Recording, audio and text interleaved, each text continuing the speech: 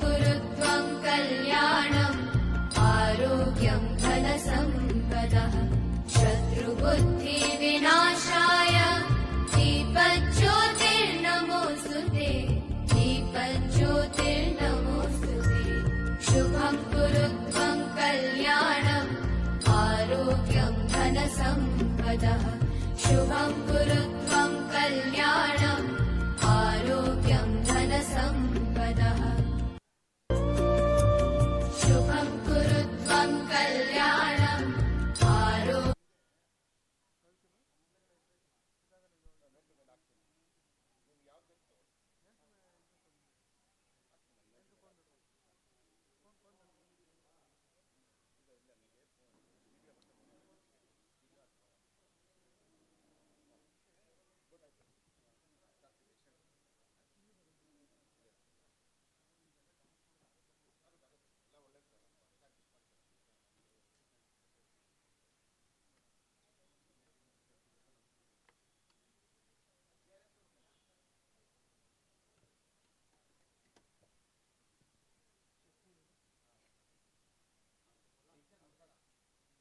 Check, check, check, check, check, check, test, test, test, test, test,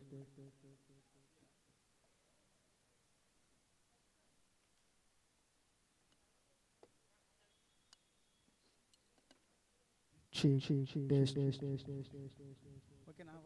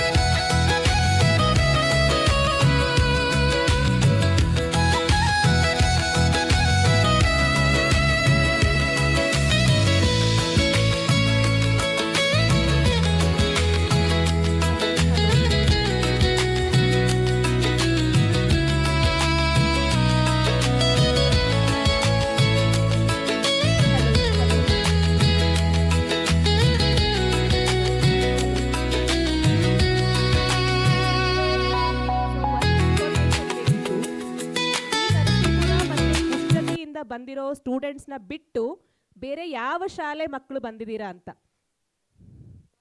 ಬೇರೆ ಯಾವ ಶಾಲೆ ಮಕ್ಕಳು ಬಂದಿದ್ದೀರಾ ಅಂತ ಯಾರು ಒಬ್ಬರು ನಿಂತ್ಕೊಂಡು ಶಾಲೆ ಹೆಸರು ಹೇಳಿದ್ರೆ ಒಳ್ಳೇದು. ಹೇಳಿ ಪ್ಲೀಸ್. ಒಂದು ನಿಮಿಷ ನೋಟ್ ಮಾಡ್ಕೊಂಡ್ಬಿಡ್ತೀರಾ ಪ್ರದೀಪ್ ಅವರ? ಹೇಳಿ, ಯಾವ ಯಾವ ಊರಿಂದ?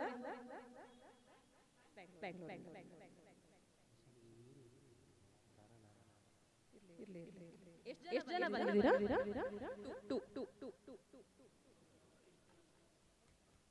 Thank you. ಮತ್ತೆ ಬೇರೆ ಯಾರಾದರೂ? ಸಾರಿ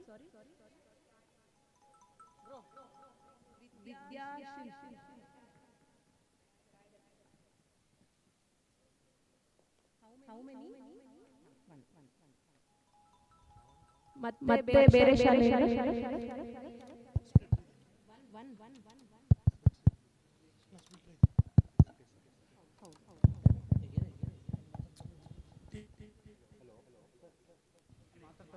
ಹೇಳಿ ಹೇಳಿ ಹೇಳಿ.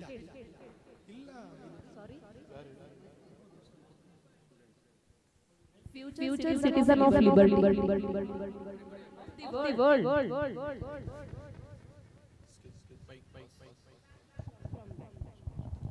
How many of you have come? Two.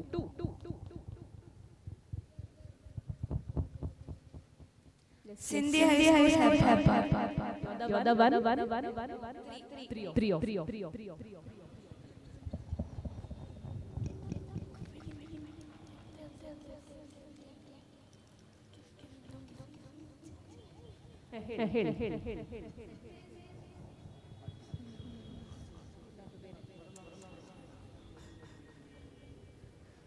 How many? Two. Yes. Sorry. Yes. JR.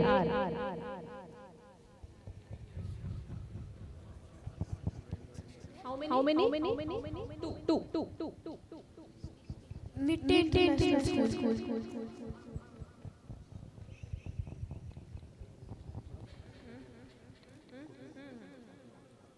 How many?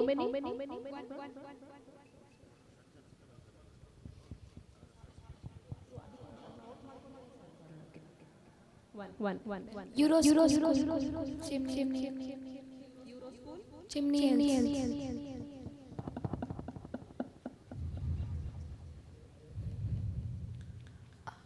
One. National Public School. One.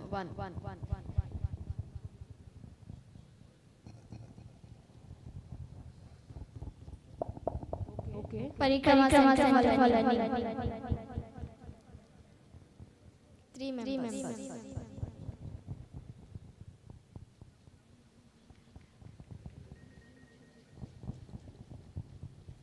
Little Flower Public School.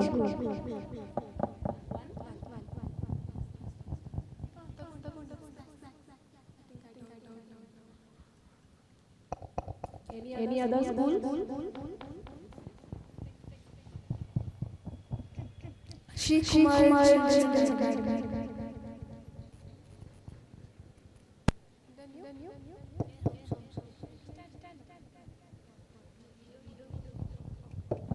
So one right? You are the one. That's it. Thank you.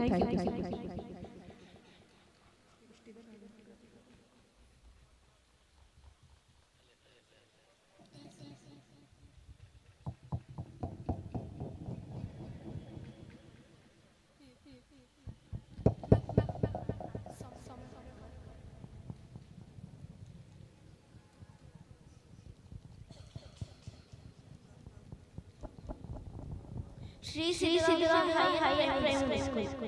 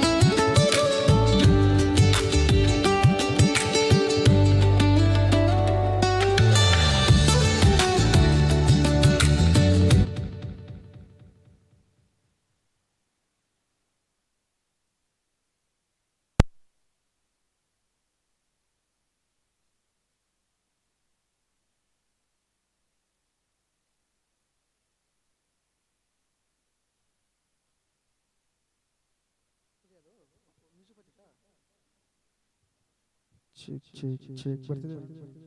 Check. check, check. Check.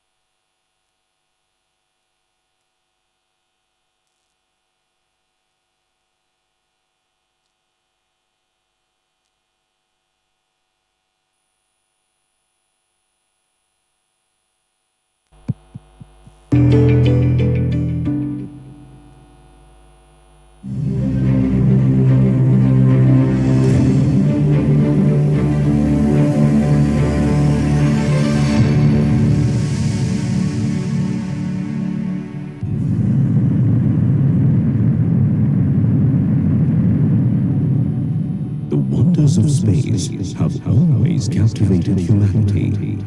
For the maiden Indian human spaceflight mission, Mangalyaan, ISRO, in collaboration with the Indian Air Force, selected the crew from a pool of talented test pilots.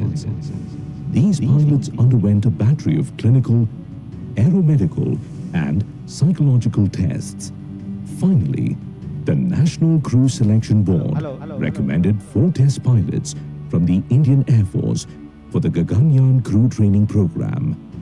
The selected crew members were trained at the Gagarin Cosmonaut Training Center, Russia, for a period of about 13 months.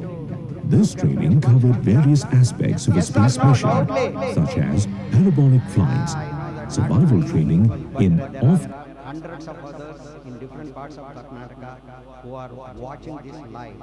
Now you see, no, the traffic problem here in Bangalore is not easy to manage. So Shubhanshu Shukla, Group Captain Shubhanshu Shukla told him same some 4 days back. It was easy to go to space for him without any traffic problem.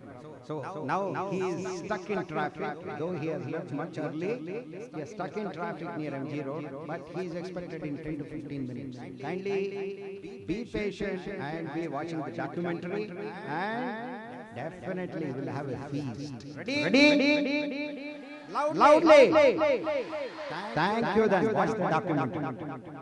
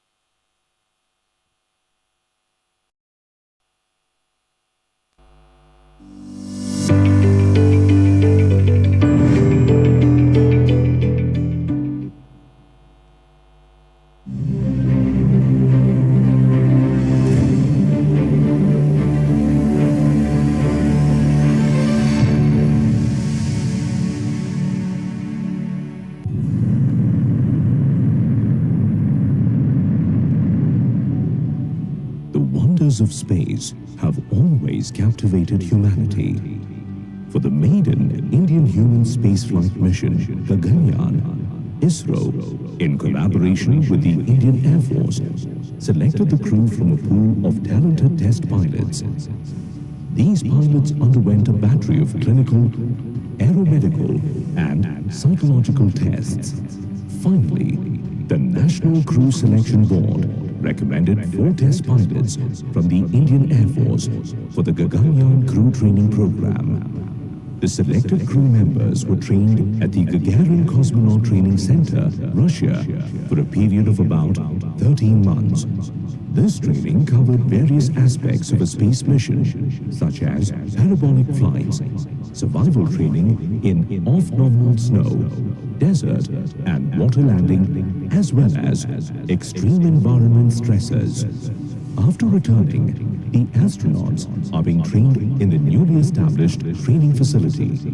Through the Mangalyaan crew training simulators, mock-ups, and state-of-the-art virtual reality tools, the space crew is also getting trained in various human-centric products and survival scenarios. Physical fitness of the crew is maintained through a rigorous physical training regime. A specialized yoga module is also incorporated in the physical training curriculum for holistic health management of the astronauts. They will also be assigned for ISRO NASA mission to the International Space Station, announced by the Honorable Prime Minister.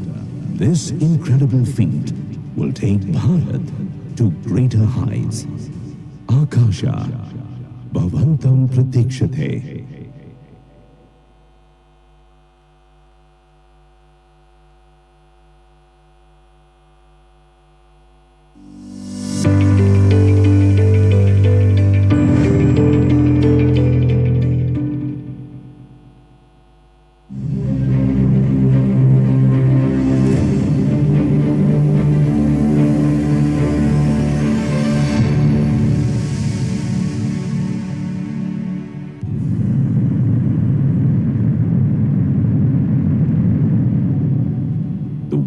Of space have always captivated humanity.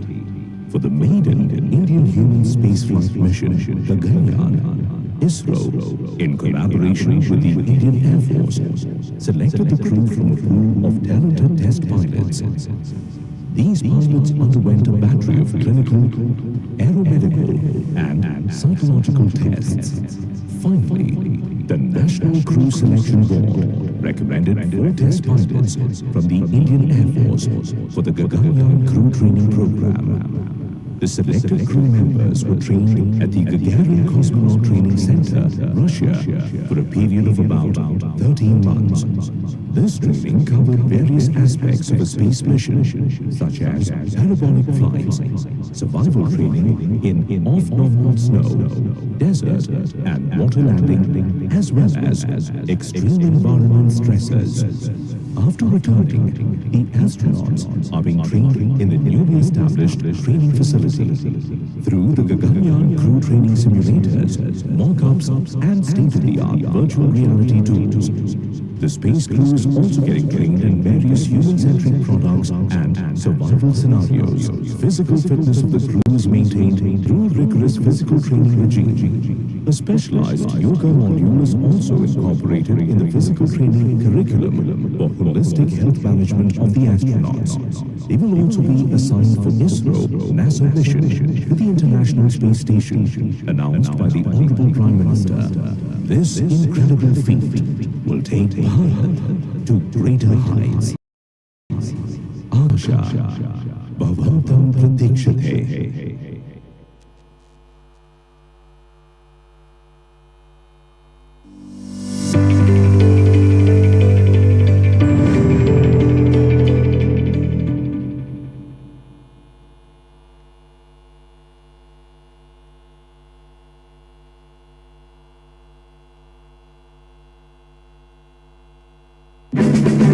ತಲೆ ಎತ್ತಿ ಆಕಾಶದಲ್ಲೊಮ್ಮೆ ಇಣುಕಿ ನೋಡಿ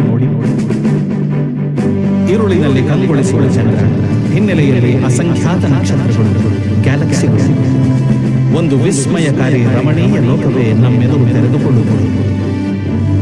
ಆಗಸದ ಇಂಥ ಅದ್ಭುತ ರಮ್ಯಗಳನ್ನು ಧರೆಗೆ ಇಳಿಸಿ ದರ್ಶಿಸುವ ತಾಣವೊಂದಿದೆ ಬೆಂಗಳೂರಿನಲ್ಲಿ. ತಾರಾಲಯ, ಜವಾಹರ್ಲಾಲ್ ನೆಹರು ತಾರಾಲಯ. ಬೆಂಗಳೂರು ಮಹಾನಗರ ಪಾಲಿಕೆ 1989ರಲ್ಲಿ ಸ್ಥಾಪಿಸಿದ ಈ ತಾರಾಲಯಕ್ಕೆ ಲಕ್ಷಾಂತರ ಜನ ಭೇಟಿ ನೀಡಿದ್ದಾರೆ.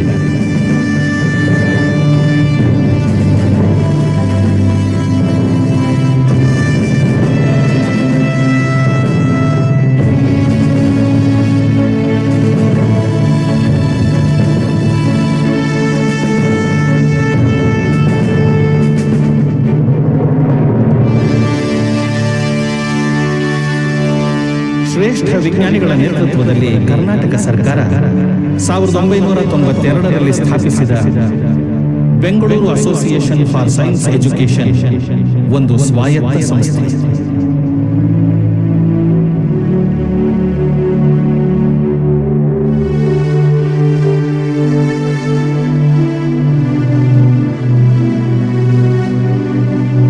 ಆಡಳಿತ ಮಂಡಳಿಯ ಸಮರ್ಥ ನಿರ್ವಹಣೆಯಲ್ಲಿ ನಡೆಯುತ್ತಿರುವ ಜವಾಹರ್ಲಾಲ್ ನೆಹರು ತಾರಾಲಯದ ಮುಖ್ಯ ಉದ್ದೇಶಗಳು ವಿಜ್ಞಾನವನ್ನು ಜನಪ್ರಿಯಗೊಳಿಸುವುದು ಹಾಗೂ ಅನೌಪಚಾರಿಕ ವಿಧಾನಗಳ ಮೂಲಕ ವಿಜ್ಞಾನ ಶಿಕ್ಷಣವನ್ನು ನೀಡುವುದು. ಜವಾಹರ್ಲಾಲ್ ನೆಹರು ತಾರಾಲಯದ ಪ್ರಮುಖ ಆಕರ್ಷಣೆ ಈ ಸ್ಕೈ ಥಿಯೇಟರ್, ಆಕಾಶ ಮಂದಿರ. ಇದರ ಕೇಂದ್ರ ಬಿಂದುವಿನಲ್ಲಿ ಇರುವ ಈ ವಿಶಿಷ್ಟ ಪ್ರೊಜೆಕ್ಟರ್ ಸಹಾಯದಿಂದ ನಮ್ಮ ತಲೆಯ ಮೇಲೆ ಇರುವ ಅರ್ಧ ಗೋಳಾಕಾರದ ತೆರೆಯ ಮೇಲೆ ಈರುಳಿನ ಆಕಾಶವು ಪ್ರತ್ಯಕ್ಷವಾಗುತ್ತದೆ. ತಾರಾಲಯವು ಹಲವು ಧ್ವನಿ ದೃಶ್ಯ ಕಾರ್ಯಕ್ರಮಗಳನ್ನು ತಯಾರಿಸುತ್ತದೆ.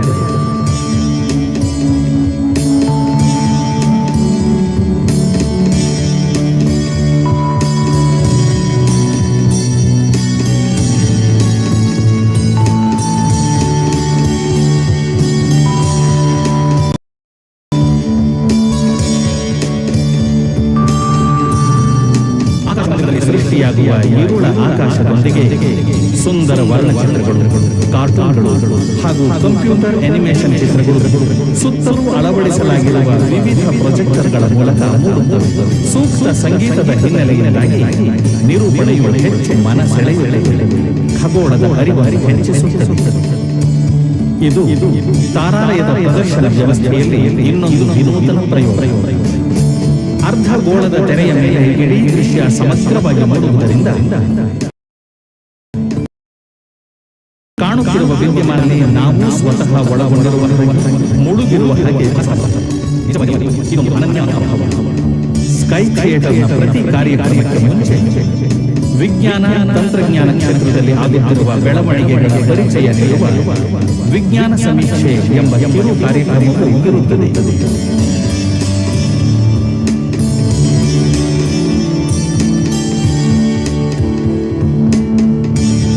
ಸ್ಕೈ ಥಿಯೇಟರ್ ಹೊರಗಡೆ ಇರುವ ಪ್ರದರ್ಶನ ಜ್ಞಾನದ ಭಂಡಾರವಾಗಿದೆ.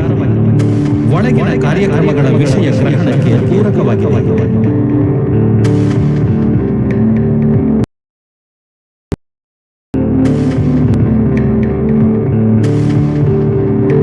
ಕಲಾವಿದರಲ್ಲಿ ಸಾಕಾರದ ಸೌಲಭ್ಯ. ಈ ವಿಶಿಷ್ಟ ತೂಕದ ಯಂತ್ರದ ಮೇಲೆ ನಿಂತುಕೊಳ್ಳಿ. ವಿವಿಧ ಗ್ರಹಗಳ ಮೇಲೆ ನಿಮ್ಮ ತೂಕ ಎಷ್ಟಿರುತ್ತದೆ ಎಂದು ಕಂಡುಕೊಳ್ಳಿ.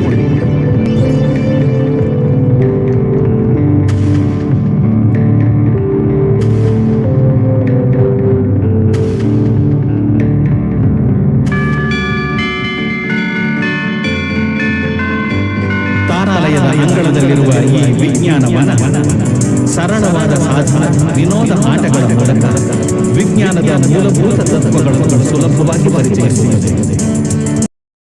ಇಲ್ಲಿ ನೀವು ವಿಜ್ಞಾನವನ್ನು ಕಲಿಯಬಹುದು, ಅನುಭವಿಸಬಹುದು.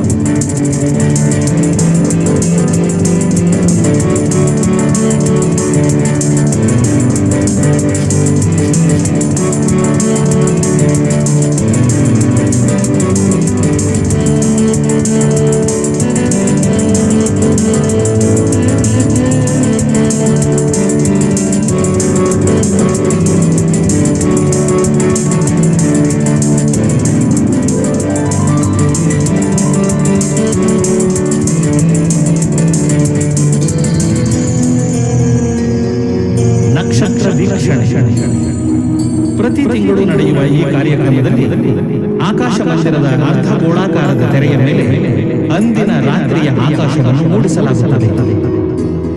ಗ್ರಹಗಳು, ನಕ್ಷತ್ರಗಳ ಸ್ಥಾನ ಹಾಗೂ ರಾಶಿ ವಿನ್ಯಾಸಗಳನ್ನು ಇಲ್ಲಿ ನೋಡಿ ತಿಳಿದುಕೊಳ್ಳುತ್ತೇವೆ. ಹೊರಗೆ ಬಂದು ತಲೆಯಲ್ಲಿದ್ದರೆ ಅದೇ ಮಾದರಿಯ ಆಕಾಶ ತನ್ನ ವೈಶಾಲ್ಯವನ್ನು ನಮ್ಮೆದುರು ಬಿಚ್ಚಿಡುತ್ತದೆ. ಕೆಲವು ಆಕಾಶ ಕಾಯಗಳನ್ನು ದೂರದರ್ಶಕಗಳ ಮೂಲಕವೂ ವೀಕ್ಷಿಸುವ ಅವಕಾಶ ಇಲ್ಲಿ ದೊರೆಯುತ್ತದೆ.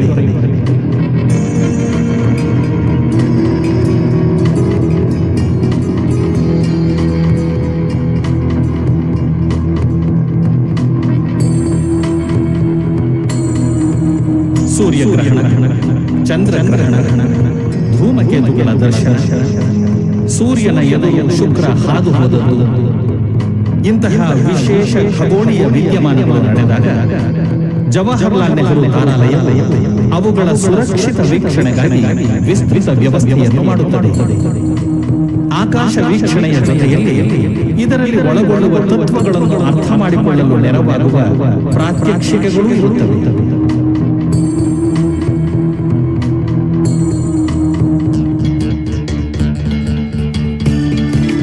ವಿಜ್ಞಾನ ಪ್ರದರ್ಶನ, ಸಕ್ರಿಯ ಮಾದರಿಗಳ ಮೂಲಕ ವಿಜ್ಞಾನದ ತತ್ವಗಳನ್ನು ಸುಲಭವಾಗಿ ಅರಿತುಕೊಳ್ಳುವ ಪ್ರಯತ್ನ. ಇವುಗಳಲ್ಲಿ ಅನೇಕ ಪ್ರಯೋಗಗಳನ್ನು ಶಿಕ್ಷಕರು ಶಾಲೆಗಳಲ್ಲಿ ವಿಜ್ಞಾನ ಬೋಧನೆಗಾಗಿ ಅಳವಡಿಸಿಕೊಂಡಿದ್ದಾರೆ. ಇದಲ್ಲದೆ ವಿವಿಧ ವಿಶಿಷ್ಟ ವಿಷಯಗಳ ಕುರಿತು ಪ್ರದರ್ಶನಗಳು ಇಲ್ಲಿ ಏರ್ಪಡುತ್ತವೆ.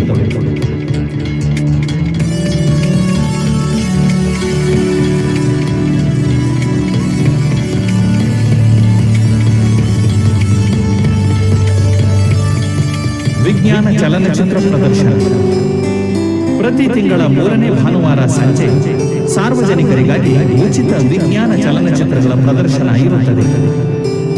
ಕಾರ್ಲ್ ಸೆಗಾನ್ರ ಕಾಸ್ಮಾಸ್, ಡೇವಿಡ್ ಅಟೆನ್ಬರೋ ಅವರ ಬ್ಲೂ ಪ್ಲಾನೆಟ್ ಇಂತಹ ವಿಶಿಷ್ಟ ಚಿತ್ರಗಳು ಇಲ್ಲಿ ಪ್ರದರ್ಶಿತವಾಗುತ್ತವೆ. ದಿನೇ ದಿನೇ ಇವುಗಳ ಜನಪ್ರಿಯತೆ ಹೆಚ್ಚುತ್ತಿದೆ. ಖಗೋಳ ವಿಜ್ಞಾನದ ಕುರಿತು ವಿಶೇಷ ಕಮ್ಮಟ.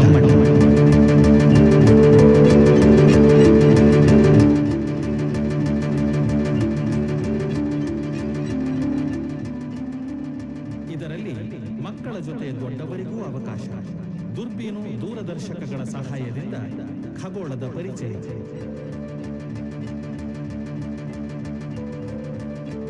ವಿಶೇಷವಾದ ಈ ಕಾರ್ಲ್ ಝೈಸ್ ದೂರದರ್ಶಕವು ಉತ್ತಮ ಗುಣಮಟ್ಟದ ಪ್ರತಿಬಿಂಬಗಳನ್ನು ನೀಡುವ ಮೂಲಕ ಸೂರ್ಯ, ಸೂರ್ಯನ ಕಲೆಗಳು, ಸೂರ್ಯನ ರೋಹಿತ ಇವುಗಳ ಸುರಕ್ಷಿತ ಅಧ್ಯಯನಕ್ಕೆ ಸಹಕಾರಿಯಾಗಿದೆ. ಇದರ ನೆರವಿನಿಂದ ಶನಿಗ್ರಹದ ಉಂಗುರಗಳು ಹಾಗೂ ಗುರುಗ್ರಹದ ಉಪಗ್ರಹಗಳನ್ನು ನೋಡಬಹುದಾಗಿದೆ.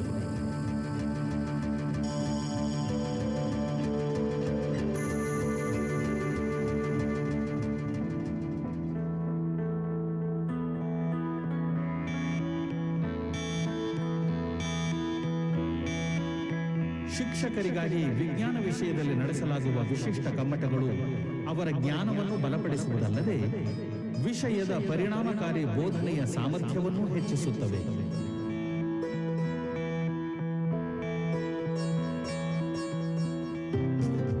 ವಿದ್ಯಾರ್ಥಿಗಳಿಗಾಗಿ ಬೇಸಿಗೆ ಶಿಬಿರಗಳು, ಕೈಯಾರೆ ಮಾಡುವ ಪ್ರಯೋಗಗಳು, ತಜ್ಞರಿಂದ ಉಪನ್ಯಾಸ, ಪ್ರಾತ್ಯಕ್ಷಿಕೆ, ಪ್ರತಿಷ್ಠಿತ ಸಂಶೋಧನಾ ಕೇಂದ್ರಗಳಿಗೆ ಭೇಟಿ ಇವು ವಿದ್ಯಾರ್ಥಿಗಳು ವಿಜ್ಞಾನದ ಅರಿವು, ಒಲವನ್ನು ಬೆಳೆಸಿಕೊಳ್ಳಲು ಸಹಕಾರಿ.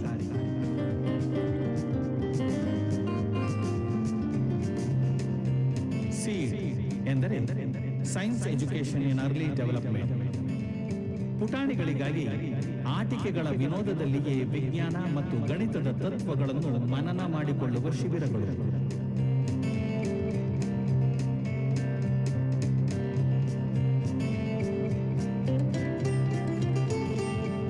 ದೊಡ್ಡ ಮಕ್ಕಳಿಗಾಗಿ 10 ದಿನಗಳ ಪ್ರಾಯೋಗಿಕ ಶಿಬಿರಗಳು.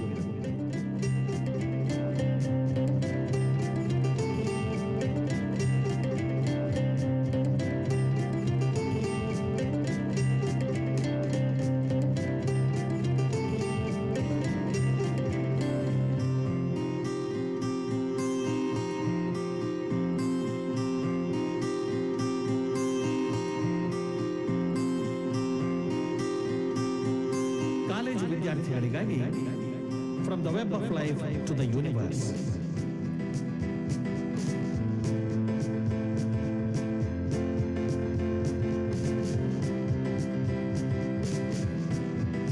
ಶಾಲಾ ವಿದ್ಯಾರ್ಥಿಗಳಿಗಾಗಿ ಇಡೀ ವರ್ಷ ಪ್ರತಿ ಭಾನುವಾರ ನಡೆಯುವ ತರಗತಿಗಳು, ಸೈದ್ಧಾಂತಿಕ ಉಪನ್ಯಾಸಗಳು, ಕೈಯಾರೆ ಮಾಡುವ ಪ್ರಯೋಗಗಳು, ವಿದ್ಯಾರ್ಥಿಗಳೇ ಬಗೆಹರಿಸಬೇಕಾದ ಸಮಸ್ಯೆಗಳನ್ನು ಒಳಗೊಂಡಿರುತ್ತವೆ. ಈ ವಿಶಿಷ್ಟ ತರಗತಿಗಳು ಮಕ್ಕಳಲ್ಲಿ ವಿಜ್ಞಾನದ ಕುರಿತು ಇರುವ ಅದಮ್ಯವಾದ ಆಸಕ್ತಿಯನ್ನು ಪೋಷಿಸುತ್ತವೆ. ಭೌತ ವಿಜ್ಞಾನದಲ್ಲಿ BSc ಪದವಿಗಾಗಿ ಓದುತ್ತಿರುವ ವಿದ್ಯಾರ್ಥಿಗಳಿಗಾಗಿ ವಿಶಿಷ್ಟವಾದ ಅಂದರೆ 3 ವರ್ಷದ ರಿಸರ್ಚ್ ಎಜುಕೇಶನ್ ಅಡ್ವಾನ್ಸ್ಮೆಂಟ್ ಪ್ರೋಗ್ರಾಂ ರೂಪಿತವಾಗಿದೆ. ಇದು ವಿದ್ಯಾರ್ಥಿಗಳಲ್ಲಿ ಭೌತ ವಿಜ್ಞಾನ ಕ್ಷೇತ್ರದಲ್ಲಿ ಸಂಶೋಧನೆ ಬೋಧನೆಗಾಗಿ ಮಾರ್ಗದರ್ಶನ ನೀಡುತ್ತದೆ.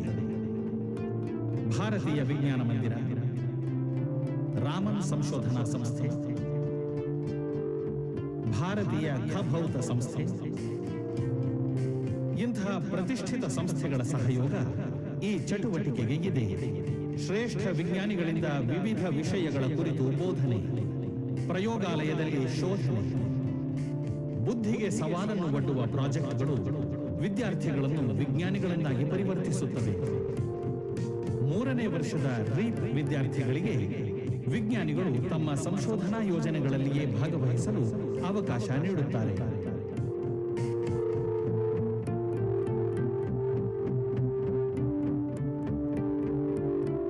ಇದೇ ರೀತಿಯ ಕಾರ್ಯಕ್ರಮವನ್ನು ಜೀವ ವಿಜ್ಞಾನ ಕ್ಷೇತ್ರದಲ್ಲಿಯೂ ನಡೆಸಲಾಗುತ್ತಿದೆ.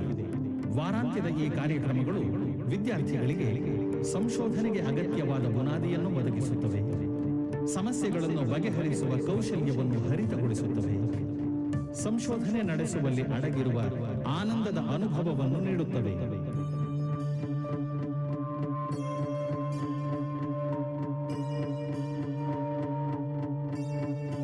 ಈ ಚಟುವಟಿಕೆಗಳ ಪ್ರಯೋಜನವನ್ನು ಪಡೆದ ಹಲವರು ಭಾರತ ಹಾಗೂ ಹೊರದೇಶದ ಪ್ರತಿಷ್ಠಿತ ಸಂಸ್ಥೆಗಳಲ್ಲಿ ಪಿಎಚ್ಡಿ ಅಧ್ಯಯನ ಹಾಗೂ ಸಂಶೋಧನೆಗಳನ್ನು ನಡೆಸುತ್ತಿದ್ದಾರೆ ಎನ್ನುವುದು ಇದರ ಸಾರ್ಥಕತೆಯನ್ನು ಬಿಂಬಿಸುತ್ತದೆ.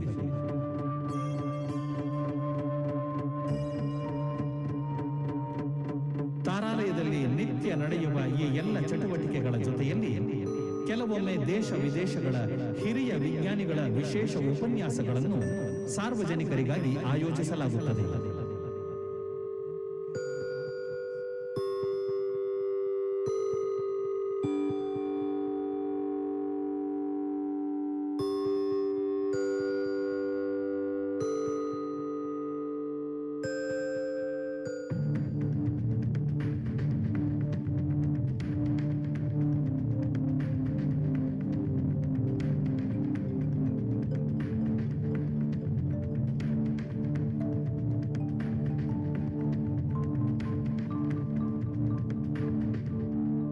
ನೀವು ಬನ್ನಿ, ಜವಾಹರ್ಲಾಲ್ ನೆಹರು ತಾರಾಲಯದ ಸ್ಕೈ ಥಿಯೇಟರ್ನ ತಂಪಿನಲ್ಲಿ ಸುಖಾಸೀನರಾಗಿ ತಲೆ ಎತ್ತಿ ನೋಡಿ, ವಿಶ್ವದ ಅನಂತತೆಯಲ್ಲಿ ಮೈಮರೆಯಿರಿ.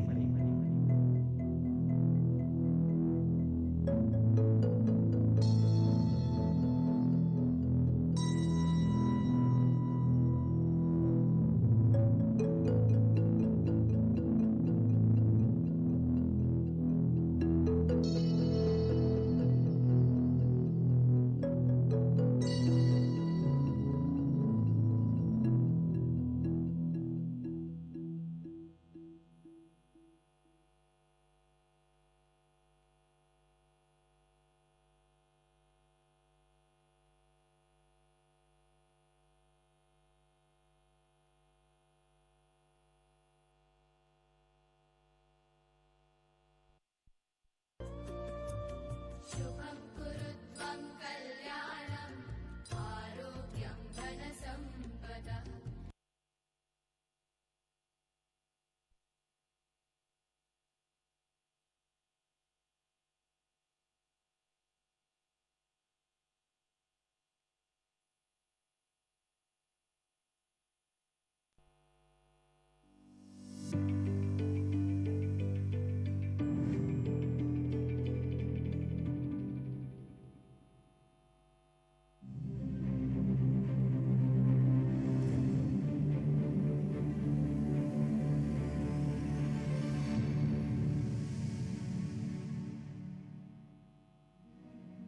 Rarest visit of Red Planet. ISRO's first ever interplanetary mission, Mangalyaan, successfully visited Mars on its maiden voyage. On September 24, 2014, India garnered international recognition for successfully inserting the Mars Orbiter mission, MOM, into Mars orbit on the first try. हमारे वैज्ञानिकों का पुरुषार्थ था कि मंगलयान की सफलता और पहले ही प्रयास में सफलता विश्व के अंदर हमारे लोग मंगल के कक्षा में प्रवेश किया, यहाँ तक पहुंचे, ये अपने आप में हमारे वैज्ञानिकों की सिद्धि थी।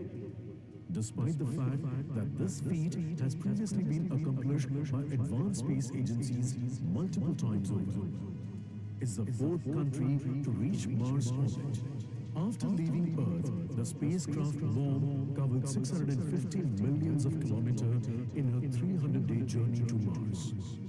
The success of the mission, in the words of Honorable Prime Minister, आज मॉम का मंगल से मिलन,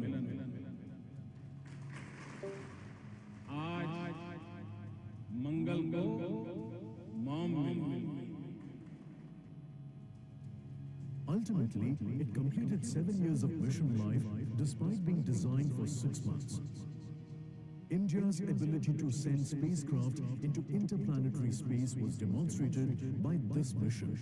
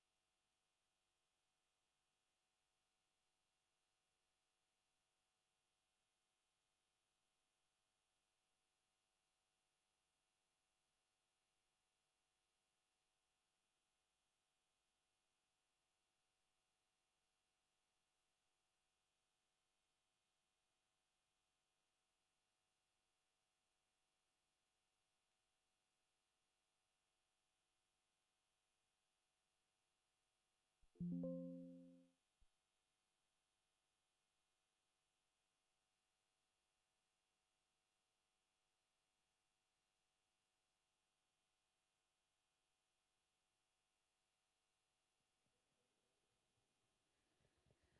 morning to one and all present here. A very warm welcome to everyone gathered here today.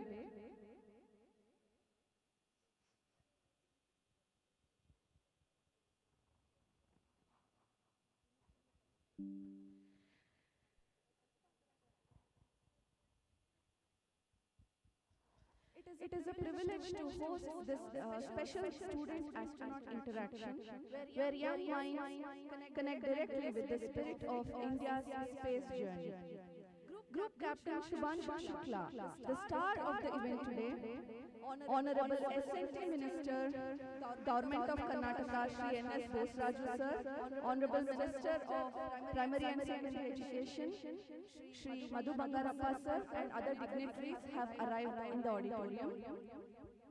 I now request Group Captain Shubhanshu Shukla, Honorable Minister of Minor Irrigation, SNT, Government of Karnataka, Shri N.S. Bosraju Sir, Honorable Minister of Primary and Secondary Education, Shri Madhu Bangarappa Sir, Dr. Manjula N. IAS, Secretary to Government, Department of Electronics, IT, BT and Science and Technology, Government of Karnataka, Shri Sadashiv Prabhu, IAS, Managing Director, K-Steps, Department of Science and Technology, Government of Karnataka, and Dr. B.R. Guruprasad Sir, Director, Jawaharlal Nehru Planetarium, to kindly come to the dais and occupy their seats.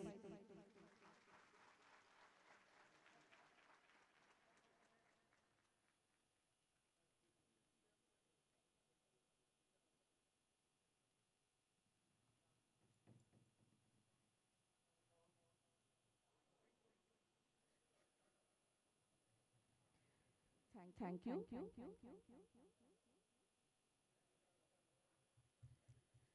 Now I request everyone to kindly stand for the Nadagiti.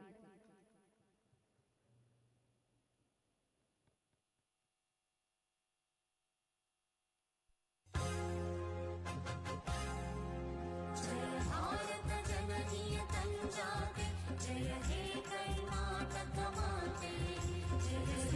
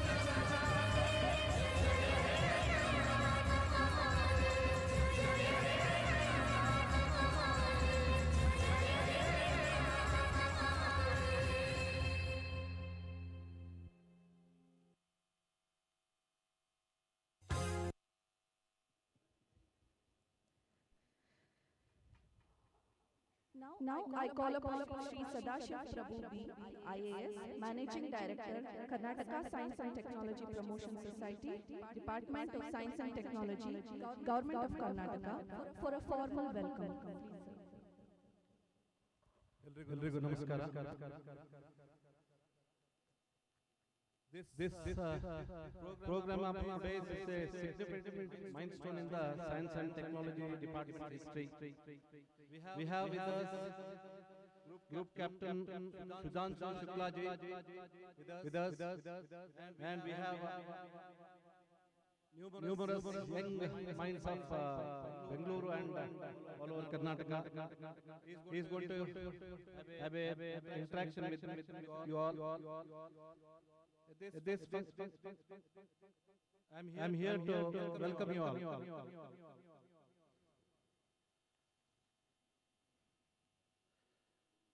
At the outset, I welcome you all on the students interaction program with Group Captain Shubhanshu Shukla.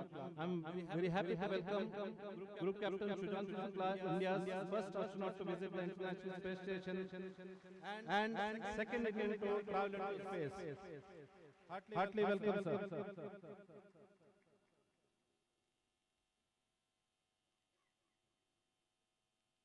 I extend my heartfelt welcome to our Honorable Minister, guiding force behind this glorious event, Sri N.S. Bosaraju ji, Honorable Minister for Minor Education, Science and Technology, Government of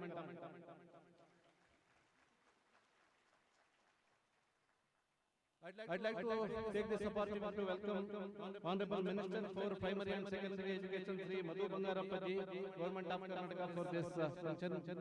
Heartily welcome, sir. I also welcome Dr. N. Manjula, AS Secretary, Government of Department of Electronics, IT, BT and Science and Technology, Government of Karnataka, who have been supporting our initiatives continuously. I also welcome all the governing council members of Jawaharlal Planetarium and especially Dr. Guru Prasad, Director for Jawaharlal Planetarium.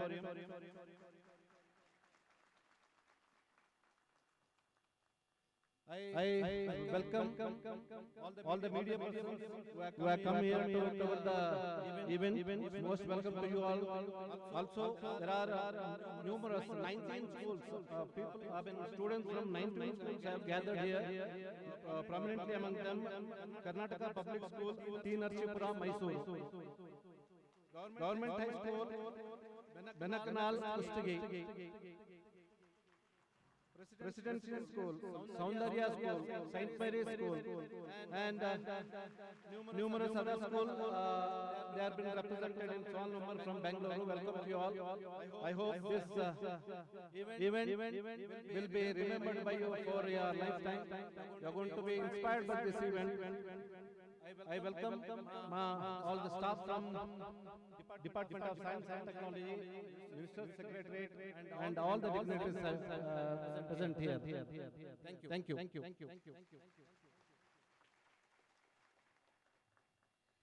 you, sir. I also welcome Shri Sadashiv Prabhu, IAS, Managing Director, K-Steps, Department of Science and Technology. Welcome, sir.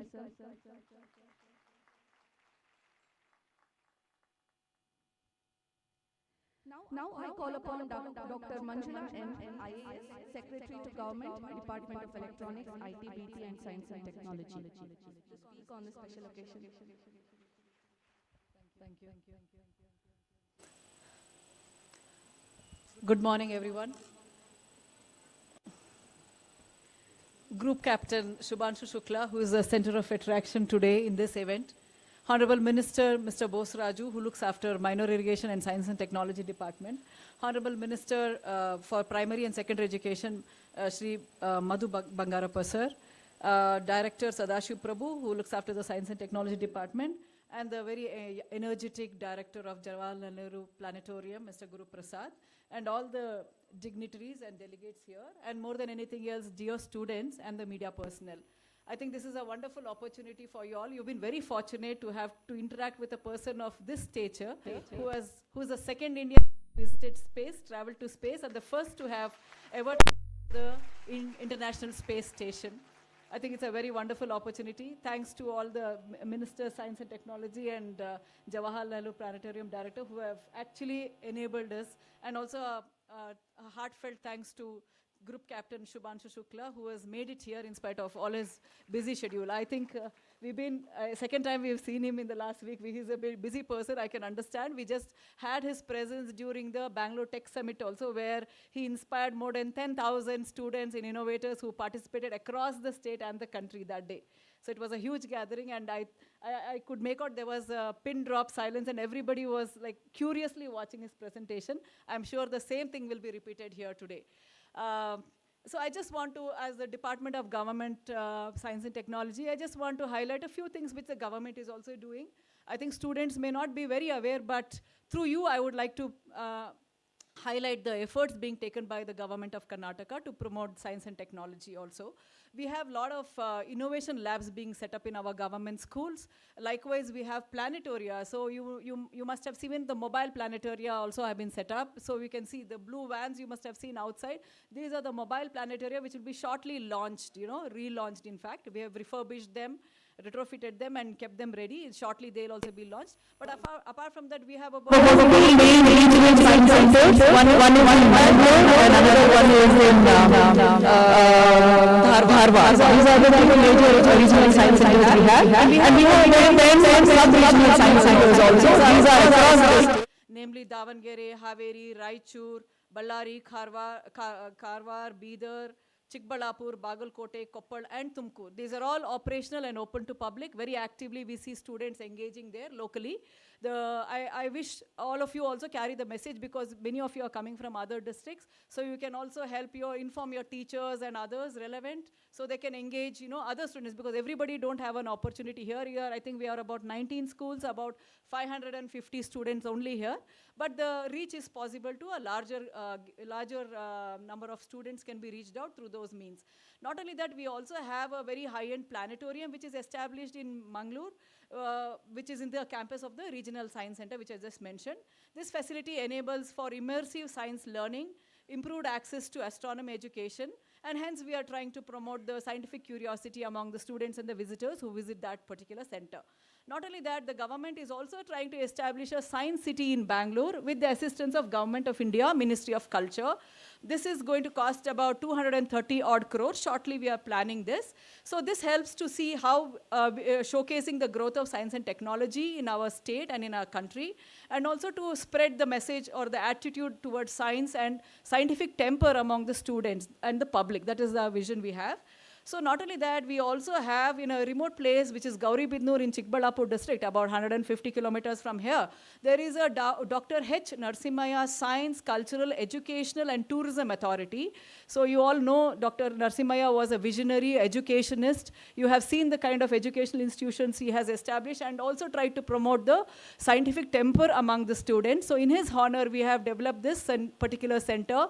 And we also, about 130 acres of land also has been allotted to this center, and we are developing it. Already activity has started. We are now working on the Lipi, that is how the script has evolved over the centuries. That is being documented there, and a Lipi museum is in the anvil. Shortly it will be ready. But otherwise also we have a lot of scientific ideas which can be, interactive ideas which are established there, which students do visit already. A lot of NCC students and other students are doing their camps also, and there are a lot of learning, immersive learning that is going on there. So on a whole, I can say about more than 200 crores have been spent by the government, the Science and Technology Department in the last 2-3 years to enable scientific infrastructure across the state, enhancing access to science education and various outreach programs for the students and the general public. So coming to today's event, and of course, I would also like to mention here that the department under the leadership of our minister, we are also trying to strengthen the state's ecosystem in various frontier technologies, namely quantum. You must have heard recently the quantum mission has been also launched in our state in alignment with the Government of India's quantum mission. Likewise, AI, biotechnology and advanced manufacturing, other sectors which we have evolved various policies have been launched. Recently in the Bangalore Tech Summit also, we have committed, our government has committed to promote deep technologies and emerging technologies, and we have earmarked more than 600 crores as an initial investment in that regard. So now coming to the today's ultimately the mission here today. So I think Group Captain Shubhanshu Shukla's journey, to the space is a testament to his dedication, discipline, and the unshakable belief in power of science. And he is the person who has put India on the global map of human space flight. So he's a role model for all of us, every student here. I wish that every student develop that, the inquisitiveness, the ability to question, don't hesitate to dream big. Let today be a spark that inspires all of you to become future scientists, engineers, astronauts, entrepreneurs, and innovators. Once again, I thank Group Captain Shubhanshu Shukla for being here to inspire our young students, our young minds. I wish all the students good, my best wishes to all of you. So may today's interaction open up new dreams, new pathways for each one of you. Thank you one and all. Thank you. Thank you for your inspiring words, madam. Now I request Dr. Bia Guru Prasad, Director, JNP, to formally introduce the chief guest, Group Captain Shubhanshu Shukla.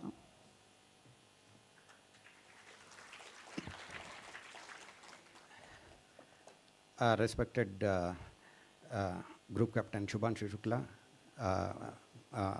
SNT Minister Bosaraju sir, Primary Education and Secondary Education Minister Madhu Bangarappa sir, and Dr. Manjula, ma'am, Shri Sadashiva Prabhu, and ladies and gentlemen and my dear students. I thought I would introduce Group Captain Shubhanshu Shukla for about half an hour. Is it okay? No, you are very eager to listen to him, I know, very briefly.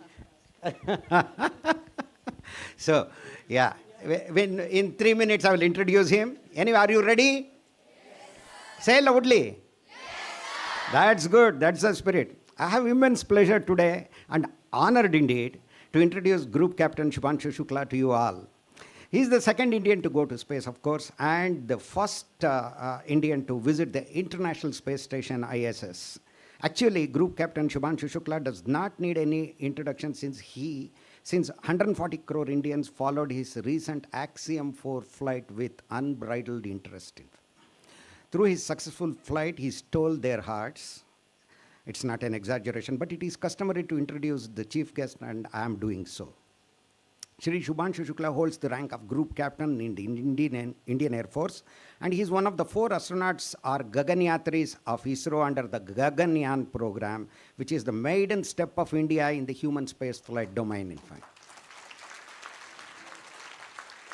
Group Captain Shubhanshu Shukla, or Shuks, as he is known in space circles globally, was born in 1985 in Lucknow, a year after Wing Commander Rakesh Sharma successfully went to space in a Soviet spacecraft in 1984. Inspired by the heroics of the Kargil War, Shri Shukla took up the tough task of writing National Defense Academy and Naval Academy exams and graduated. He was commissioned in the Indian Air Force in 2006 and was selected for the much sought after fighter pilot training school.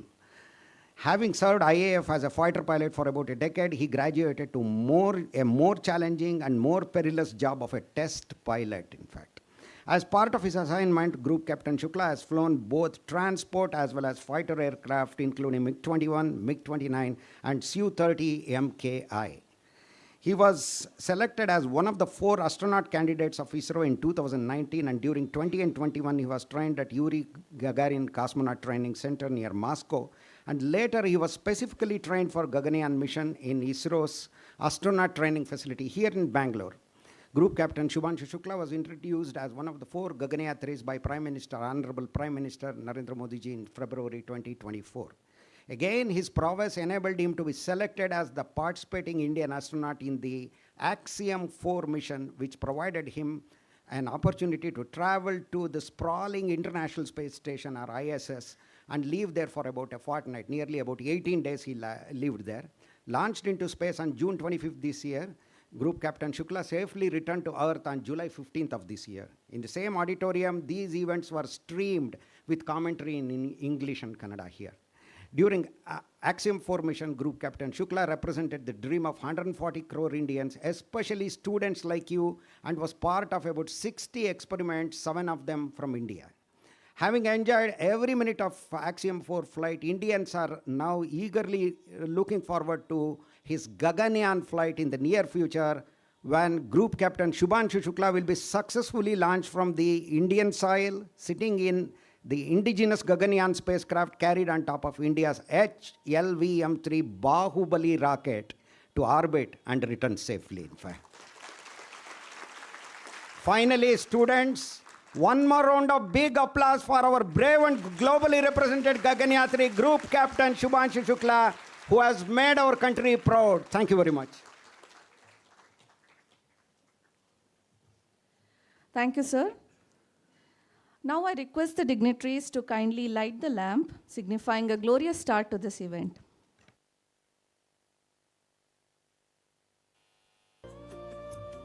शुभं कुरुत्वं कल्याणम् आरोग्यं धनसम्पदः शुभं कुरुत्वं कल्याणम् आरोग्यं धनसम्पदः शत्रुबुद्धिविनाशाय दीपज्योतिर्नमोऽस्तु ते दीपज्योतिर्नमोऽस्तु ते दीपज्योतिर्परब्रह्म दीपज्योतिर्जनार्दनः दीपज्योतिर्परब्रह्म दीपज्योतिर्जनार्दनः दीपो हरतु मे पापम् सन्ध्यादीपनमोऽस्तु ते ओ दीपब्रह्मरूपस्त्वं ज्योतिषां प्रभुरव्ययः ओ दीपब्रह्मरूपस्त्वं ज्योतिषां प्रभुरव्ययः आरोग्यं देहि पुत्रांश्च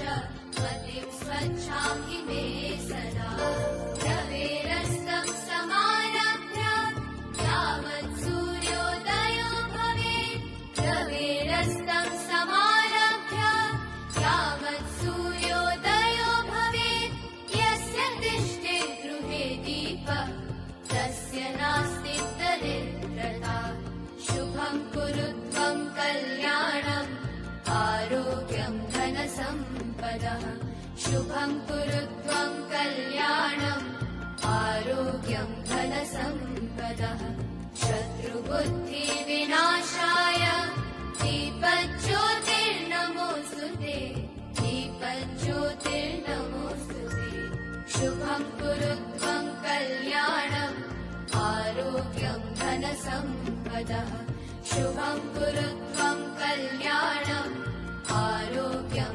धनसम्पदः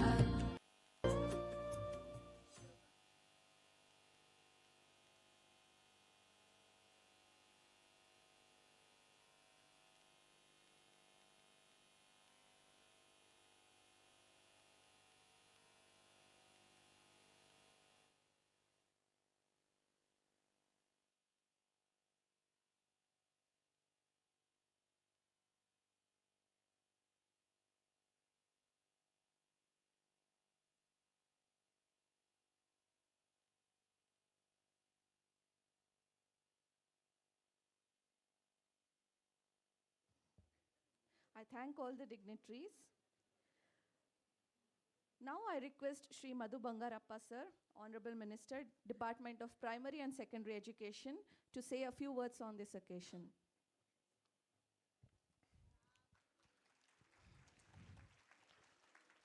ಎಲ್ಲರಿಗೂ ನಮಸ್ಕಾರ. Respected Minister Bosraj sir, Group Captain Shubhanshu Shukla sir, our Secretary for Science and Technology, Dr. Manjula, Sudarshan Ravre, Guru Prasad Ravre, ಇಲ್ಲಿ ಬಂದಿರತಕ್ಕಂಥ ಎಲ್ಲ ಮಕ್ಕಳೇ, ನಾನು ಸ್ವಲ್ಪ ಕನ್ನಡ ಮತ್ತು ಇಂಗ್ಲೀಷ್ ಎರಡು ಮಿಕ್ಸ್ ಮಾಡಿ ಮಾತಾಡ್ತೀನಿ. ಭಾಳ ಸಂತೋಷ ಆಗ್ತದೆ. Sir, we all say, somebody ಯಾರಾದರೂ ಬಂದರೆ we usually say how are you feeling on top of the world ಅಂತ. But I think it is an honour to meet a person on top of the world. That is our group captain Shuklaji. ಇಂಟ್ರಡಕ್ಷನ್ನ ನಾನು ಕೊಡೋದಕ್ಕೆ ಹೋಗೋದಿಲ್ಲ, ಯಾಕೆಂದರೆ introduction ಇದೆ. ಮತ್ತು ನಮ್ಮೆಲ್ಲರ ಮಾತುಗಳಕ್ಕಿಂತ ನನಗನ್ಸುತ್ತೆ ಅವ್ರ ಮಾತುಗಳನ್ನು ನೀವು ಭಾಳ ದೂರದಿಂದ ರಾಜ್ಯದ ವಿವಿಧ ಭಾಗದಿಂದ ಕೂಡ ತಾವೆಲ್ಲರೂ ಕೂಡ ಕನಸನ್ನು ಕಟ್ಕೊಂಡು ಬಂದಿದ್ದೀರಿ. ಅದು ನನಸಾಗಲಿ ಅಂಥೇಳಿ ನಾನು ಪ್ರಾರ್ಥನೆಯನ್ನು ಮಾಡಲಿಕ್ಕೆ ಇಷ್ಟಪಡ್ತೀನಿ.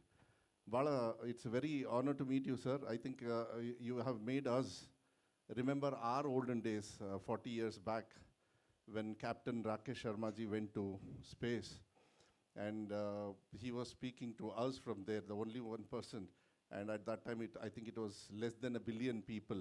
Now it is more than 1 billion people, and you have won all their hearts from ISS. I think you are the first person, and it's very honor that we are sitting right next to a person who have achieved and who is a dream of 1.4 billion people, and the future dreams for all the children who have come here, and then you're going to whatever your guidances you are going to say. But as a education minister, I think we are getting our children ready to follow your dreams also in our schools. We are starting our Karnataka Public Shale ಅಂತ ಹೇಳಿ ತಮಗೆಲ್ಲ ಗೊತ್ತಿದೆ. ಇವಾಗೆಲ್ಲ ಏನಾಗ್ತಾಯಿದೆ, AI based ಬಂದಿದೆ, computer ಯುಗ ಬಂದಿದೆ, ಮಕ್ಕಳಿಗೆ ಎಲ್ಲ ಥರದ ಡ್ರೀಮ್ಸ್ನ ಬರಬೇಕಂತ ಹೇಳಿದರೆ ಬೇಸಿಕ್ ನಾವು ಕೊಡಬೇಕಾಗ್ತದೆ. ಆ ಬೇಸಿಕ್ ನಾವು ಕೊಡಲಿಲ್ಲ ಅಂದರೆ ಕಷ್ಟ ಆಗ್ತದೆ. ಶುಕ್ಲಾ ಅವರ ಡ್ರೀಮ್ಸ್ನ ನಾವು ಮುಂದೆ ತೊಗೊಂಡು ಹೋಗ್ಬೇಕಂತ ಹೇಳಿದರೆ ಅದಕ್ಕೆ ಫೌಂಡೇಶನ್ ಹಾಕ್ತಕ್ಕಂಥ ಜವಾಬ್ದಾರಿ ನನ್ನ ಎಜುಕೇಷನ್ ಮಿನಿಸ್ಟರ್ ಆಗಿ ನನ್ನ ಕರ್ತವ್ಯ ಅಂತ ಹೇಳಿ ಭಾವಿಸ್ತೀನಿ. ನಾನು ಮಕ್ಕಳಿಗೆ ಹೇಳೋದು ಇಷ್ಟೇ, ನಾವು ಏನು ಇವತ್ತು ಕರ್ನಾಟಕ ಪಬ್ಲಿಕ್ ಶಾಲೆಗಳಿರ್ಬೋದು ಮತ್ತು ಬೇರೆ ನಮ್ಮ ವ್ಯವಸ್ಥೆಯಲ್ಲಿ, ಶಿಕ್ಷಣ ವ್ಯವಸ್ಥೆಯಲ್ಲಿ ನಿಮಗೆ ಇಂಥ ಕನಸನ್ನು ಮುಂದೆ ತಗೊಂಡು ಹೋಗ್ತಕ್ಕಂಥ ವ್ಯವಸ್ಥೆಯಲ್ಲಿ ನಾವು ನಮ್ಮ ಶಿಕ್ಷಣ ಇಲಾಖೆಯಿಂದನೂ ಕೂಡ ನಾವು ಅದನ್ನು ಒಳ್ಳೆ ರೀತಿಯಲ್ಲಿ ಶಿಕ್ಷಣವನ್ನು ಕೊಟ್ಟು ನಿಮ್ಮ ಕನಸು ಏನಿದೆ ಅದು ನನಸಾಗಬೇಕಂದ್ರೆ ಹಾಗೆ ಆಗೋದಿಲ್ಲ. ಅದನ್ನು ನಾವು ಕೂಡ ನಿಮಗೆ ವ್ಯವಸ್ಥೆಯನ್ನು ಕೊಡಬೇಕಾಗ್ತದೆ. ನಮ್ಮ ಬಜೆಟಲ್ಲಿ ಸುಮಾರು 500 ಕರ್ನಾಟಕ ಪಬ್ಲಿಕ್ ಶಾಲೆ ಅಂತೇಳಿ ನಾವು ಅನೌನ್ಸ್ ಮಾಡಿದ್ವಿ. ಆದರೆ I am very honoured that we are touching about 900 Karnataka public schools which will cater about 11 lakh childrens with the facility of computer education from the class first standard. 1ನೇ ಕ್ಲಾಸಿಂದನೇ ನಾವು ಕಂಪ್ಯೂಟರ್ನ ಕಳಿಸ್ಬೇಕಾಗತ್ತೆ. ಇಲ್ಲಾಂದರೆ ಶುಕ್ಲಾ ಅವ್ರನ್ನ ಕನಸನ್ನು ನಾವೇ ಅದನ್ನು ನಿರ್ನಾಮ ಮಾಡ್ದಂಗೆ ಆಗ್ತದೆ. ಅದಕ್ಕೆ ಇಂಥ ವ್ಯವಸ್ಥೆಯನ್ನು ಕೊಡ್ತಕ್ಕಂಥದ್ದು ವ್ಯವಸ್ಥೆಯನ್ನು ನಾವು ಮುಂದಿನ ದಿನಗಳಲ್ಲಿ ನಾವು ಅದನ್ನು ಕೊಡ್ತೀವಿ. ನಾನು ಹೆಚ್ಚು ಭಾಷಣ ಮಾಡೋದಕ್ಕೆ ಹೋಗೋದಿಲ್ಲ, ಯಾಕೆಂದರೆ ಅದು ಅವಶ್ಯಕತೆ ಇದೆ ಅಂತ ಹೇಳಿ ಭಾವಿಸೋದಿಲ್ಲ. ಮಕ್ಕಳ ಚೆನ್ನಾಗಿ ಓದಿ, sky is the limit. Shukla ಅವರು ಭಾಳ ಕಷ್ಟದಿಂದ ಲಕ್ನೋದಲ್ಲಿ ಅವರು ಬಂದು ಕಷ್ಟದಿಂದ ಅವರು ಓದ್ತಕ್ಕಂಥ ವ್ಯವಸ್ಥೆ ಎಲ್ಲ ಹೇಳ್ಬೋದು. ಇಲ್ಲ ಅಂದರೆ ಅವ್ರನ್ನ ನೀವು ಫಾಲೋ ಮಾಡಿದರೆ ಅವರ ಯಾವ ರೀತಿ ಈ ಸ್ಥಾನವನ್ನು ಅಚೀವ್ ಮಾಡಿದ್ದಾರೆ ಅಂಥೇಳಿ. ಯಾಕೆಂದರೆ 140 ಕೋಟಿ ಜನರಲ್ಲಿ ಒಬ್ಬರು ಶುಕ್ಲಾವನ್ನು ಪಡೆದಿರ್ತಕ್ಕಂಥ ನಮ್ಮ ದೇಶನೇ ಒಂದು ಧನ್ಯ ಅಂತ ಹೇಳಿದರೆ ತಪ್ಪಾಗಲಾರ್ದು. ಅದು ನಾವು ಅಂಥ ಅವರ ಮಾತುಗಳನ್ನು ಭಾಳ ಹತ್ತಿರದಲ್ಲೇ 1 ತಿಂಗಳೊಳಗೇ ಇನ್ನೊಂದು ಸತಿ ಬಂದಿದ್ದಾರೆ ಅಂತ ಹೇಳಿದರೆ ಅವ್ರಿಗೆ ಎಲ್ಲೋ ನಮ್ಮಲ್ಲಿ ಇರ್ತಕ್ಕಂಥ ಒಂದು ಪ್ರೀತಿ ವಿಶ್ವಾಸ, ನಮ್ಮ ಮಕ್ಕಳಿಗೆ ಕರೆದಾಗ ಅವರಿಗೆ ಸಹಕಾರ ಮಾಡ್ತಕ್ಕಂಥದ್ದು ವಿಶ್ವಾಸ ಇರೋದ್ರಿಂದ ಇನ್ನು ಮುಂದೆ ಅವ್ರು ಏನು ಮಾರ್ಗದರ್ಶನ ಕೊಡ್ತಾರೆ ಅದನ್ನು ತೊಗೊಂಡು ಹೋಗ್ಬೇಕಾಗ್ತದೆ. ಅದನ್ನೇನು ನೀವು ಬರೀ ಅವ್ರನ್ನೇ ಫಾಲೋ ಮಾಡಬೇಕಂತ ಹೇಳಿಲ್ಲ. ನಾನು ಹೇಳಿದ್ನಲ್ಲ, ಸ್ಕೈ ಇಸ್ ದ ಲಿಮಿಟ್ ಅಂತ ಇರ್ತದೆ. ನೀವು ಎಲ್ಲ ಥರದ ಕನಸನ್ನು ಕಾಣಬೇಕು, ಕನಸನ್ನು ಅಚೀವ್ ಮಾಡ್ತಕ್ಕಂಥ, ಯಾಕೆಂದರೆ ಕನಸು ಕಾಣೋದು ಅದು ಒಳ್ಳೆಯದದು. ಒಳ್ಳೆ ಕನಸನ್ನು ಮಾಡಿ ಅದನ್ನು ಹಿಂದೆ ಬೇಯಿಸಿ ಆ ಕನಸು ನನಸು ಮಾಡಿದಾಗಲೇ ಕೂಡ ಅದು ವ್ಯವಸ್ಥೆಗೆ ಒಂದು ಅರ್ಥನೂ ಬರ್ತದೆ ಅಂತಕ್ಕಂಥದ್ದನ್ನು ಈ ಸಂದರ್ಭದಲ್ಲಿ ನಾನು ಹೇಳಲಿಕ್ಕೆ ಇಷ್ಟಪಡ್ತೀನಿ. Sir, it's really honour to have you sir, and pleasure to have you again and again. Please do come, please guide our children, and they will certainly be very happy to follow you up in the sky. There might be in your next journey also. They will certainly, somebody will be there who is going to accompany from 140 crore people. Thanks for being here. Thank you very much. Makla devru ಒಳ್ಳೇದು ಮಾಡಲಿ. All the best. Thank you so much for your encouraging words, sir. Now I request Shri N.S. Bosraju, sir, Honorable Minister, Minor Irrigation and Science and Technology, Government of Karnataka, to kindly address the gathering. Honorable, my colleague, Education Minister, and my friend, Mr. Madhubangarappaji, and today's dignitary, Captain Shubhanshu Shukla ji, our secretaries, Dr. Mangalyaan ji, and our Director Sadashiva Prabhuji, and Director JNT Guruprasad ji. ಇಲ್ಲಿರುವ ಎಲ್ಲ ಆಗಮಿಸಿರ್ತಕ್ಕಂಥ ಎಲ್ಲ ಡಿಗ್ನಿಟರೀಸ್ಗೆ ಮತ್ತು ಪ್ರೀತಿಯ ಮಕ್ಕಳೇ ಹಾಗೂ ಮಾಧ್ಯಮದ ಸ್ನೇಹಿತರೆ, ಈಗಾಗಲೇ ಅವ್ರದ್ದು ಇಂಟ್ರಡಕ್ಷನ್ ಆಗಿದೆ. ನಮ್ಮ ಮಧು ಅವರು ಸಹಿತ ಎಜುಕೇಷನ್ ಡಿಪಾರ್ಟ್ಮೆಂಟು ಮತ್ತು ಮಕ್ಕಳ ಬಗ್ಗೆ ಮಾತನಾಡಿದ್ದಾರೆ. ನಾವು ಕಳೆದ 1 ತಿಂಗಳಿನಿಂದ ಗುರುಪ್ರಸಾದ್ ಅವರು ಮತ್ತು ನಾವು ಪ್ರಯತ್ನ ಮಾಡ್ತಾಯಿದ್ದೀವಿ ಶುಕ್ಲಾಜಿಯವರನ್ನ ಇಲ್ಲಿ ಕರೆಸಬೇಕು, ಅವರಿಗೆ ಗೌರವ ಸಲ್ಲಿಸೋದ್ರ ಜೊತೆಯಲ್ಲಿ ನಮ್ಮ ಮಕ್ಕಳಿಗೆ ಇಂಟ್ರ್ಯಾಕ್ಷನ್ ಪ್ರೋಗ್ರಾಮ್ ಮಾಡಬೇಕು ಅಂತೇಳಿ ಅವರು ಆ ಡೇಟ್ಸ್ ಕೊಟ್ಟಿದ ಮೇಲೆ ಆ ಡೇಟ್ಸ್ ಪ್ರಕಾರ ಆ್ಯಕ್ಚುಲಿ ನಮ್ಮ ಮುಖ್ಯಮಂತ್ರಿಗಳು ಉಪಮುಖ್ಯಮಂತ್ರಿಗಳು ಸಹಿತ ಇದರಲ್ಲಿ ಭಾಗವಹಿಸಬೇಕಾಗಿತ್ತು. ಅದು ಬೇರೆ ಬೇರೆ ಪ್ರೋಗ್ರಾಮ್ಸ್ ಇರೋದ್ರಿಂದ ಇವ್ರ ಪ್ರೋಗ್ರಾಮ್ಗೆ ನಮ್ಮ ಮುಖ್ಯಮಂತ್ರಿಗಳ ಪ್ರೋಗ್ರಾಮ್ಗೆ ಹೊಂದಾಣಿಕೆ ಆಗಲಿಲ್ಲ. ಹಾಗಾಗಿ ಈ ಪ್ರೋಗ್ರಾಮ್ ಇವತ್ತು ಮಾಡಿದ ನಂತರ ಅವ್ರು ನಾನು ಮುಖ್ಯಮಂತ್ರಿಗಳ ಹತ್ರ ಕರ್ಕೊಂಡೋಗಿ ಅವ್ರಿಗೆ ಸನ್ಮಾನಿಸುವಂಥ ಒಂದು ಕಾರ್ಯಕ್ರಮ ಸಹಿತ ಮಾಡ್ತಾಯಿದ್ದೀನಿ. Dear Shubhanshu Shukla ji, it is a great privilege to welcome you on behalf of the Department of Science and Technology, Government of Karnataka. Today we are welcoming a symbol of India's future star and inspiration to a bold new era of space science. Your journey to the International Space Station and your role in Access Mission 4 have inspired millions of all over the world. Through your work, you have shown the world that Indian science is not only contributing, but is also shaping a global knowledge. When you stepped into the International Space Station, you carried with you not just the national flag, but the dreams of all the Indians. Your achievement remains as the India's scientific imagination's limits. You represent a new chapter in our global standing. Your mission widens the door that Kalpana Chawla and Rakesh Sharma once opened, and remains every young Indian that space is not far away, it is within reach. When a child in rural Karnataka looks up at the night sky, they should be able to dream of becoming the next Kalpana Chawla, the next Sunita Williams, or the next Shubhanshu Shukla. And it is our responsibility as a government and as a society to enable and support that dream gets the right support. In Karnataka, under the visionary leadership of our Honorable Chief Minister Sri Siddharamayaji and the Deputy Chief Minister Sri D.K. Shivakumar, we are working to ensure that the dream does not remain confined to textbooks or imagination. We are bringing the wonder of a space science directly into classrooms. Though our flagship providing access to the telescopes program, we have distributed nearly 833 telescopes to the rural schools of the state. These real scopes are more than instruments, doorways through which a child can be a Jupiter's moons, star and rings, or the creators of the moon for the first time. For many of these students, this will be the moment that first sparks curiosity, the moment that tells them space is not distance, space is a mind to explore. Our department will soon introduce an academic calendar, astronomical events jointly prepared by the Jawaharlal Nehru Planetarium and the Indian Institute of Astrophysics to be implemented across the government schools. We are also launching a Nehru STEM Labs to create and promote a practical learning environment for the children. Through these initiatives, we are preparing our students for the future of science, innovation, and space exploration. We have established a district-level science centers and a modern planetariums in most of the district.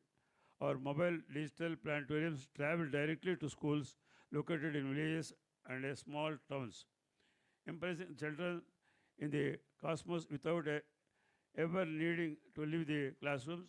Total of 16.45 lakh students have benefited from this program. Through these initiatives, our goal is simple yet profound: to cultivate a generation of young men, girls and boys from every community, every district, every background, who can dream of becoming a pure scientist, engineers and astronomers. Our mission is to turn curiosity into ambition and ambition into achievement. The recently launched Karnataka Space Technology Policy by the Department of IT and BT charts a clear roadmap to build a Karnataka as India's leading destination for space innovation, skill development, and a private sector investments. It aims to train 50,000 young professionals and integrate Karnataka into a global space technology collaborations. The structured ecosystem, schools, universities, research centers, startups, and industry creates a continuous pipeline of a talent for India's space program. Karnataka's contribution to India's space tour has always been a significant, from the Indian Institute of Science to ISRO mission control centers. Our state has been at the heart of the India's space ambition for decades. With a stronger education, deeper R&D capability, and a global partnerships, Karnataka is ready to share the next chapter of India's space journey. Dear Suklaji, your journey inspires us to expand our aspirations. It reminds us that science has the power to transform not just as a nation, but individual lives. And as we stand here today, we know our commitment to ensure that a child born in the smallest village of Karnataka has the share of opportunity to reach the star as a child studying it a tier one city. I take this moment, thank you for being here with us. We thank you for your service to the nation, for your contribution to science, and for the hope you bring to your young Indian who dares to dream behind the earth. Let us work collectively to bring the universe closer to every child in our state. Today, ಈ function ಆದಮೇಲೆ ತಮ್ಮೆಲ್ಲ ಜೊತೆಯಲ್ಲಿ interaction ಮಾಡಲಿಕ್ಕೆ ಈಗಾಗಲೇ ಅವ್ರ ಹತ್ರ request ಮಾಡಿದ್ವಿ. ಸುಮಾರು 45 ಮಿನಿಟ್ಸ್ನಿಂದ 1 ಅವರ್ ಇಂಟ್ರಾಕ್ಷನ್ ಆಗ್ತದೆ. ಇಲ್ಲಿ ಹಾಜರಿರ್ತಕ್ಕಂಥ ಮಕ್ಕಳು ಇವತ್ತು ಕುಷ್ಟಗಿ 400 ಕಿಲೋಮೀಟರ್ಲಿಂದ ಬಂದಿದ್ದಾರೆ, ಹಾಸನ ಡಿಸ್ಟ್ರಿಕ್ಟಿಂದ ಬಂದಿದ್ದಾರೆ, ಮತ್ತು ಸಿಟಿ ಬ್ಯಾಂಗ್ಳೂರು ಸುತ್ತಿರ್ತಕ್ಕಂಥ ಅನೇಕ ಮಕ್ಕಳು ಇದರಲ್ಲಿ ಭಾಗವಹಿಸಲಿಕ್ಕೆ ಅವಕಾಶ ಸಿಕ್ಕಿದೆ. ಮತ್ತು ಎಲ್ಲ ನಮ್ಮ ಸೈನ್ಸ್ ಸೆಂಟರ್ಸ್ ಏನಿದೆ ನಮ್ಮ ಡಿಪಾರ್ಟ್ಮೆಂಟು ಎಲ್ಲ ಕಡೆ ಸಹಿತ ಅಲ್ಲಿ ಆಯಾ ಜಿಲ್ಲೆಯಲ್ಲಿ ಆ ಮಕ್ಕಳು ಸೆಂಟರ್ನಲ್ಲಿದ್ದು ಅಲ್ಲಿಂದ ಸಹಿತ ಇಂಟ್ರಾಕ್ಷನ್ ಪ್ರೋಗ್ರಾಮ್ನಲ್ಲಿ ಇದರಾಗೆ ಭಾಗವಹಿಸುವಂಥ ಒಂದು ಅವಕಾಶ ಕಲ್ಪಿಸಿದ್ದಾರೆ. ತಮ್ಮೆಲ್ಲರಿಗೂ ಮತ್ತೊಂದು ಸಲ ಸ್ವಾಗತ ಕೋರಿ ನಾನು ಮಾತನ್ನು ಮುಗಿಸ್ತೀನಿ. Thank you so much for your empowering words, sir. Now I request the minister sirs and the dignitaries to kindly felicitate the chief guest.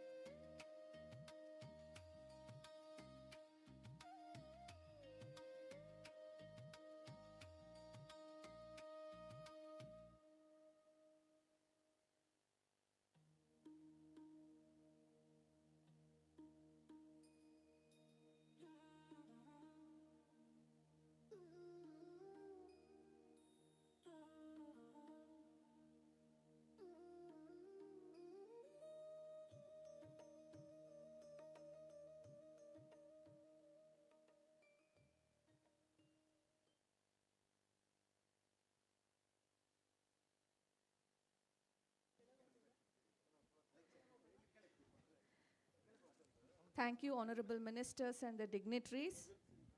Now is the most awaited part of today's event, interaction with Group Captain Shubhanshu Shukla. So I'm sure all of you are waiting for this. There will be a presentation followed by interaction session. So I'm sure you'll all enjoy, and the stage is yours, sir.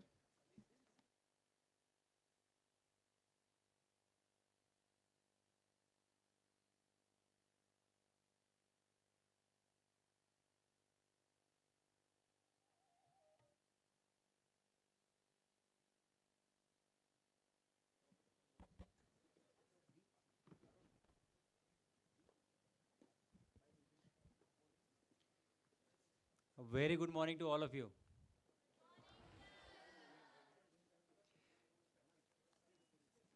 Honorable Ministers, Bose Raju ji, Science and Technology, Honorable Minister Shri Madhu Bangarappa ji, Primary and Secondary Education, the bureaucrats in the audience, all the eminent dignitaries who are here, people from media and police, and the future of India.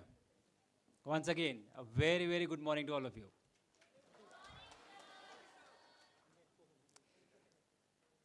I was very excited to see all of you beaming the minute I walked in. Excited to listen to my story of what I have. So in the next 20 minutes or so, I would like to take you with me on my journey. You have seen some of it. I will show you some more. And I hope you get to live this through me, and thereafter we will talk. And I will like to answer the questions that you have. And let us see how space looks and how Earth looks from space in the next 20 minutes or so. So before I begin with my presentation, I would like to show you a small video which compresses my entire journey from last year, August, when I went to US for training.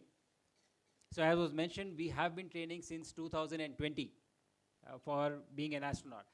And for the mission itself, the training was for past 1 year. So let us have a look at that, and then we'll move forward.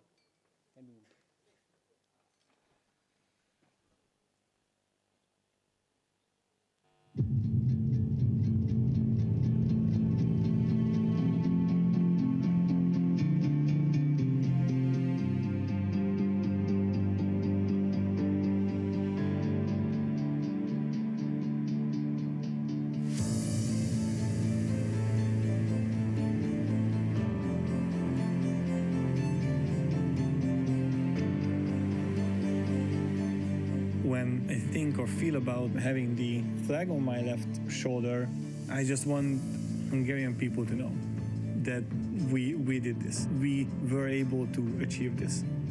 And it completely doesn't matter for me who is in the suit. I am proud, but I just want them to be proud as well. 7, 6, 5, 4, 3, 2, 1, and liftoff.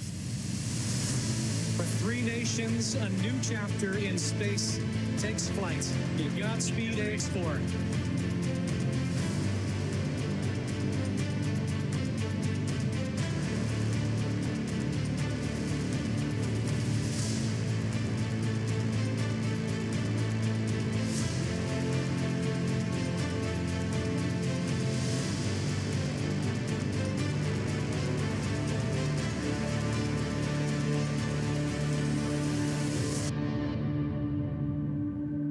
Welcome, Earthlings, from great. It's an amazing feeling to be in orbit for the first time. When I looked out through the window for the first time, the view was just stunning. Wow, what a ride it was. But when the ride started, it was something. Like you're getting pushed back into the seat. It was an amazing ride. And then suddenly, nothing. It was an amazing feeling.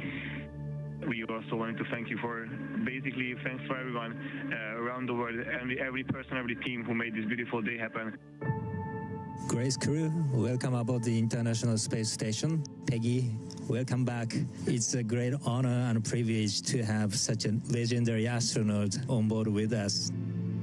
And Thibaut, Shooks, and Suave, congratulations on your first space flight. Thank you to all participants. Station, we are now resuming operational audio communications. I travel to space with the dreams of 1 billion hearts with me. I want them to live this journey with me because I feel that it is equally theirs as it is mine. Because I feel that this is truly the journey of an entire nation. And look where we can go when we work together on common platform, common science, then sky is no longer the limit. We can explore space, we can explore science, we can explore technology and build new solutions for the future. The X4 crew came here with a purpose and a really busy agenda. This was a great mission and we enjoyed it the most. So now we will return home and we will spread the word in our countries that these things are within our reach. these things are possible even for smaller countries like ours. It's always great to work with a bunch of professionals, which you are, but it's even more special to work with folks that have become our friends even more deeply. Thank you. Thank you to the Axiom 4 crew.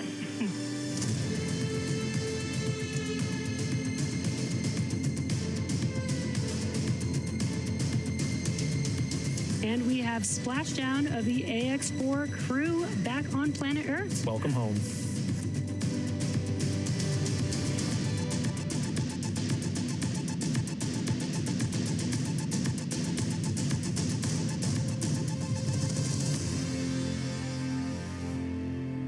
I think it's really important to have these examples of people to show the new young generation that actually there are no boundaries.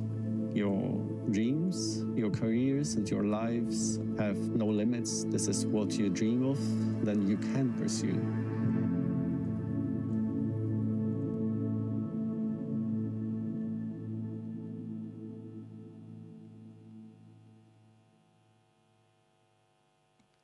Exciting, isn't it?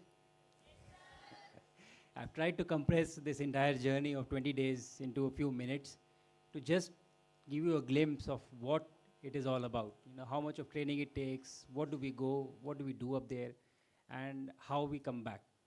I will highlight certain aspects of this mission during the next 15-20 minutes to tell you, first, it is very interesting to go to space, and second, it is also difficult. It is also challenging. So you have to work for it, you have to prepare yourself for it. So let us hope we will go through this presentation and learn a few lessons at the completion of it. Now, last time, a few days ago, I was again in a conference organized by the Department of Science and Technology.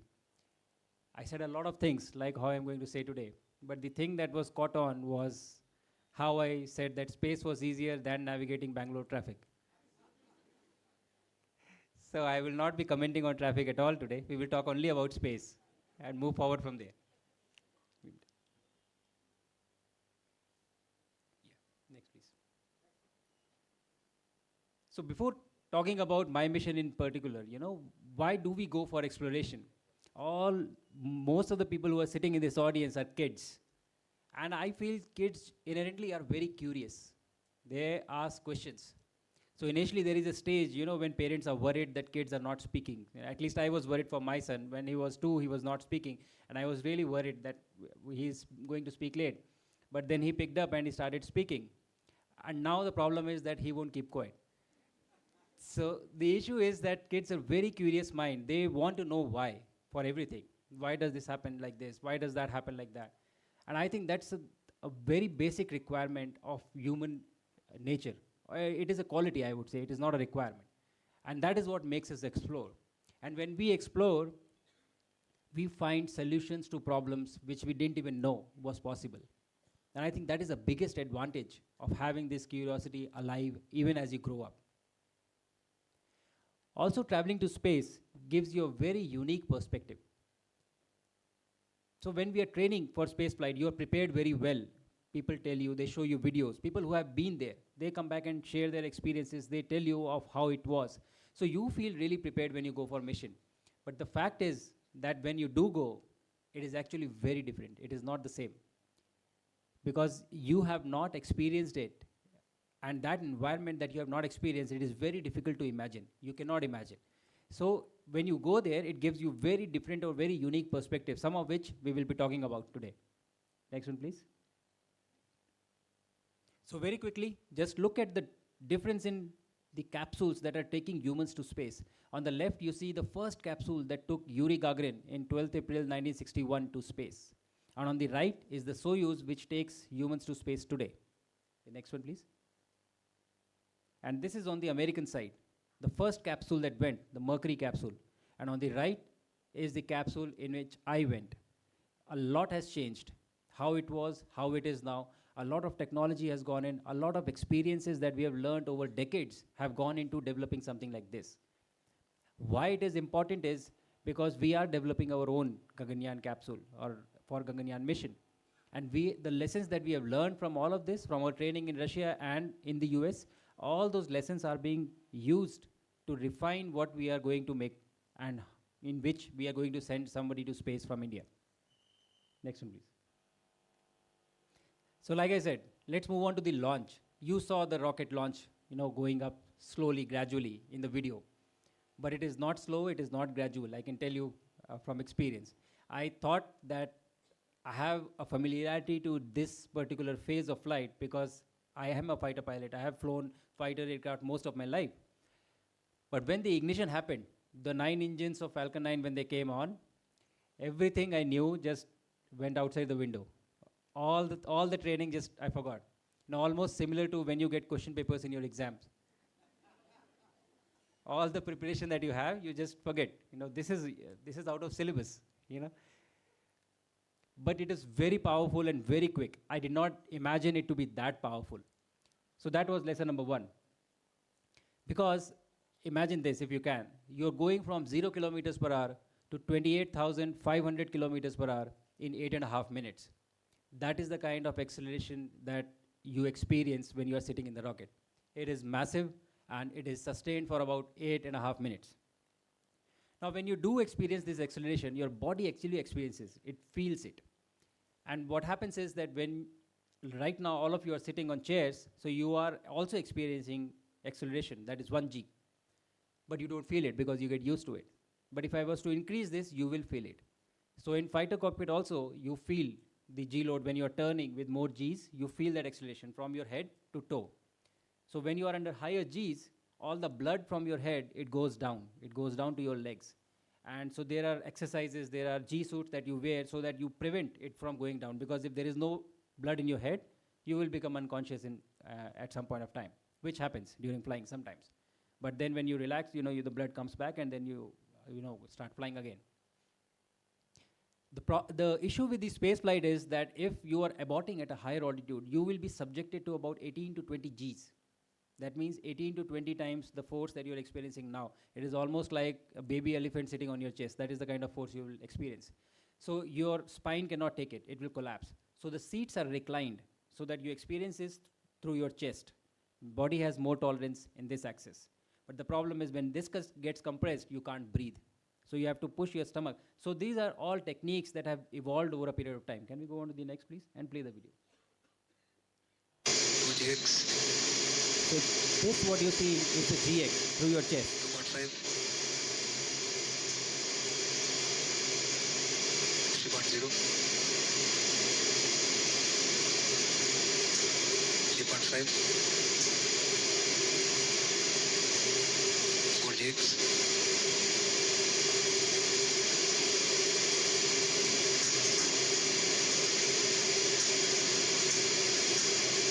5GX, 6GX, 7GX,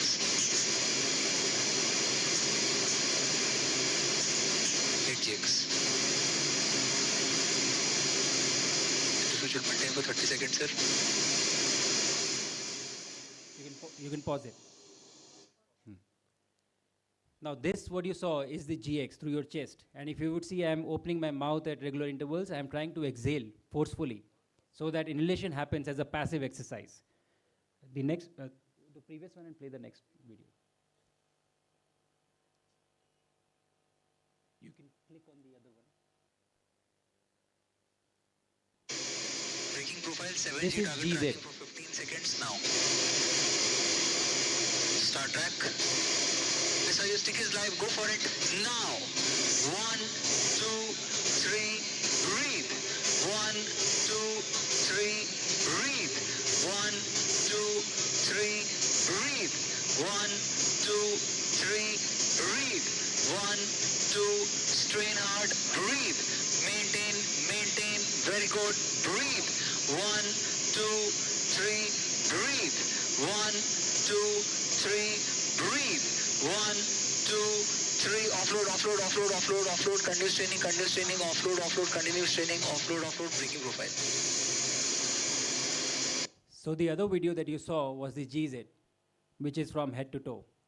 And I told you I was at 8G in this left one, the GX. Can you guess what was the G on the right? Which one was more difficult according to you?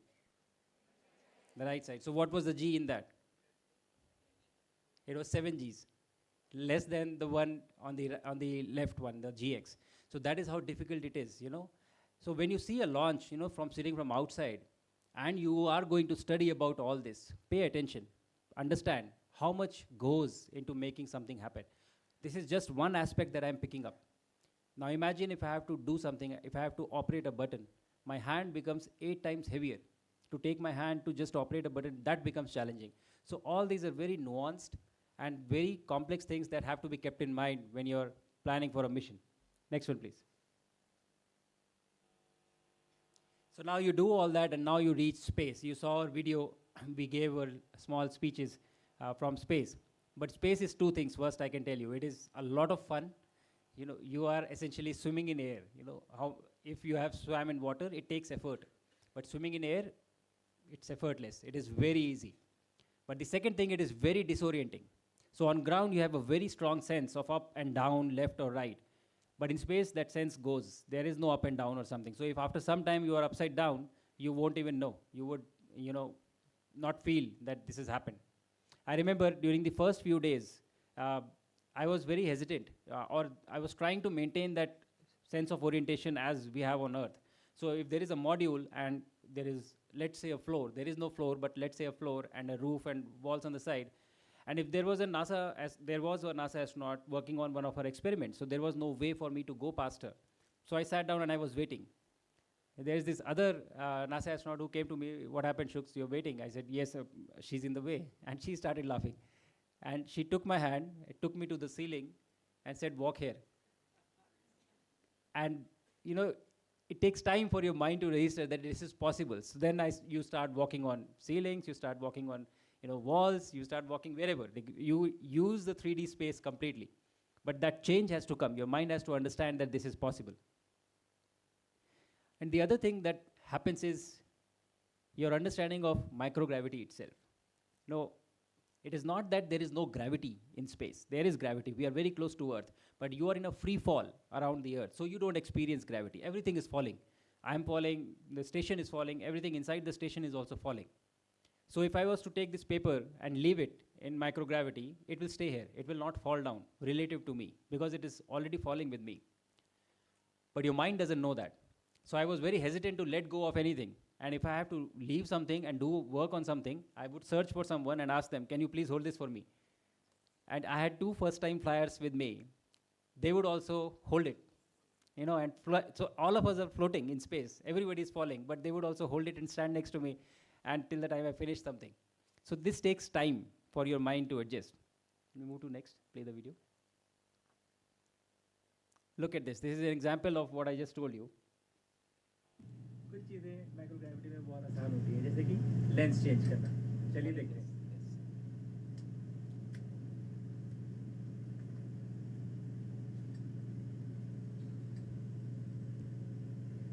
आप किसी भी चीज़ को निकाल के ऐसे ही छोड़ सकते हैं.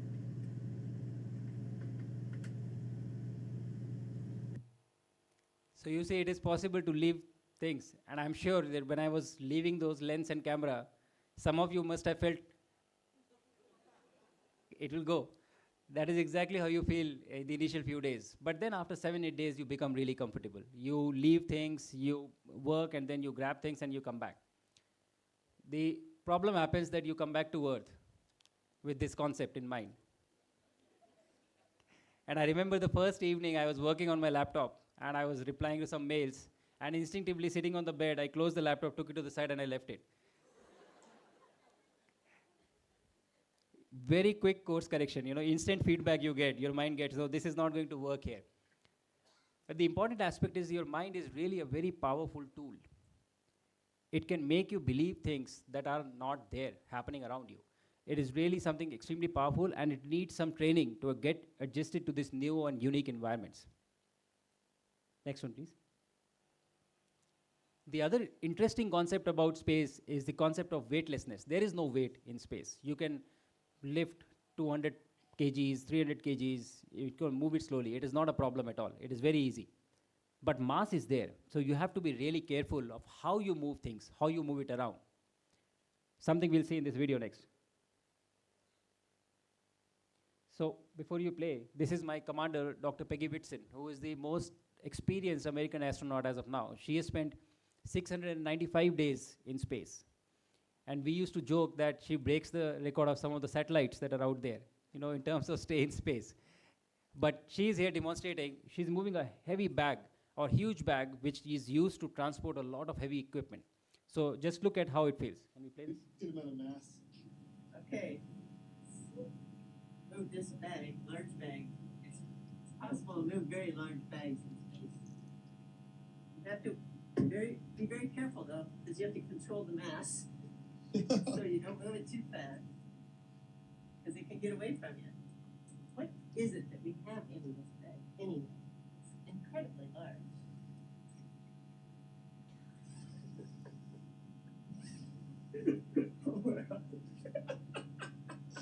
Oh, wow. So you see almost 250 kgs of weight. So easy to lift, but you have to be really careful when you move things. The space station construction was possible because of this attribute of space. There are such heavy equipment that goes, your modules cannot be just sent into space. All the equipment inside gets sent separately in different missions. So once the structure is there, these payload racks, these heavy equipment was transferred later on and installed there by the astronauts. Next one, please. A lot of changes happens to your body when you go to space because your body has never seen this environment. It is a lack of gravity. So all the fluid from your leg, it moves to your head. It becomes bigger. As you can see, the image on the right, on your right, is you will see my head, it looks kind of swollen. It happens for the first few days. Your heart slows down because it doesn't have to work against gravity. I didn't check my heart rate while I was on space, but when I came back, my resting heart rate increased to 94, which is generally in the range of 58 to 60. You are floating in space, but everything inside your stomach is also floating, so you don't feel hungry. I did not feel hungry for about 3 to 4 days at all. I had to force feed myself. And thereafter, your body gets used to it and you understand and it becomes normal. You also become taller in space. You're very excited. Some of you, I see, are happy to hear this news. I was also very excited, that I'll go and I'll gain some height. You do. I gained about 5 to 6 centimeters of height when I was in space. But the problem is when you again come back to Earth, you come back to your original height. So it is not a lasting change. The only thing you get is back pain twice. Once when you are growing taller and once you are coming back. You don't use your muscle in space at all. It is effortless, like I told. Right now, even when we don't feel it, you are sitting on chairs, walking, getting up, everything, your muscles are being used because you are opposing gravity. In the space or microgravity environment, there is no gravity to counter. So you don't use your muscle at all. In my 20 days of stay, I lost 5 kgs of weight, out of which 4.2 was muscle mass. That is the kind of degradation that happens such rapidly in just a short span of time. Next one, please. Then there are psychological challenges. You are in a confined environment. You know the dangers that are there outside. And whatever you do, there are always some alarms going on, some caution going on. Sometimes it's a fire warning, sometimes it's a pressure leak that is going to trigger, and sometimes a collision that is going to happen because of space debris. And it happens. Most of the times it is benign and you don't have to respond to it to the maximum level, but the threat is real. You understand the risk. So when you plan for your own space missions, especially for long duration missions, you have to address these psychological challenges. How do you prepare the crew to deal with this, to navigate this? They are on their own. They have no idea, no help from anywhere. They have to tackle everything within that, with the resources that are there. So how do you prepare for this? And that is why the training becomes a really important part. Next one, please. Okay, this I've talked about. Next one. So you do all that, and then there is time for you to come back. So all the energy that you gain, the 28,500 kilometers per hour, has to be dissipated now. And you use your atmosphere to dissipate it. So when you come back, the capsule, due to the atmosphere, it generates friction, drag, because of which it slows down. But the speed is so much that it heats up. And when it heats up, when I say heat up, it is not a few hundred degrees. It is in thousands. Around 4,000 degrees Fahrenheit is the temperature outside the capsule. So your capsule is covered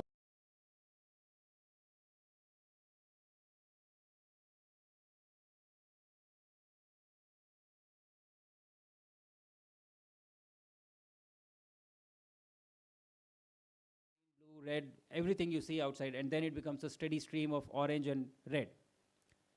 But what was interesting was that going up also we experience about 4.8 G, and coming back also we experience about 4.8 G. But this time it feels much more because your body is not used to it. It was used to an environment of microgravity. I remember even opening my eyes, my eyelids were feeling heavy. I could feel that I have to put in effort to open my eyes. 0.3, 0.4 G feels like 2 to 3 Gs. That is the kind of difference that happens.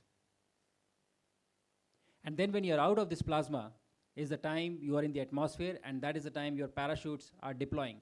And every parachute deployment, when the drogue deploys, it feels somebody has hit you from the back. It's that kind of a noise because the pyros get fired, and then there is a jerk.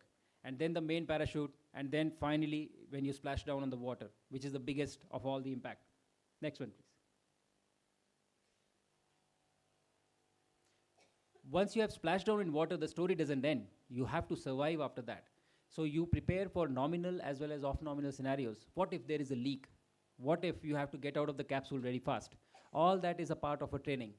I remember that there was one scenario wherein the four of us, the crew of four, we were given a situation that there is a leak in the capsule and you have to go out of the capsule as soon as you splash down, under 3 minutes, within 3 minutes. So we had to throw the life raft out, we have to throw the satellite phone out, we have to wear the personal safety vest, and then we have to jump out one by one, 4 of us. And I remember we could do it in 2.5 minutes. It was not easy, but it was a part of the training. But something that I learned in hindsight was that when you come back from space, you are not as active and as muscular as you were when you were going to space. Coming back, it is even challenging for you to walk straight, for you to get up. Something. Can we go on to the next? Show the video. Yeah, play this one, please.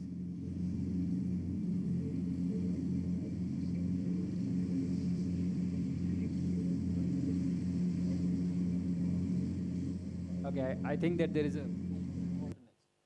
some issue with the video, but if you would see this, you would find me struggling to walk straight. I'm moving left or right and falling down. You cannot walk the minute you come out. You will fall down. Because again, your brain has forgotten how much effort it takes for you to stop from falling down. How many muscles do you have to activate to stop from falling down? So under those conditions, how do you ensure that within 3 minutes the crew will get out?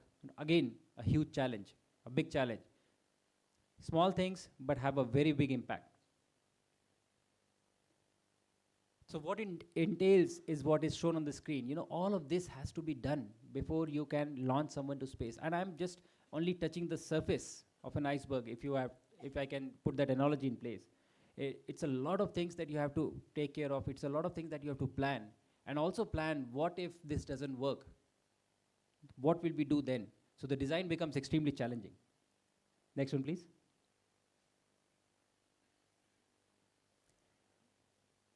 Okay.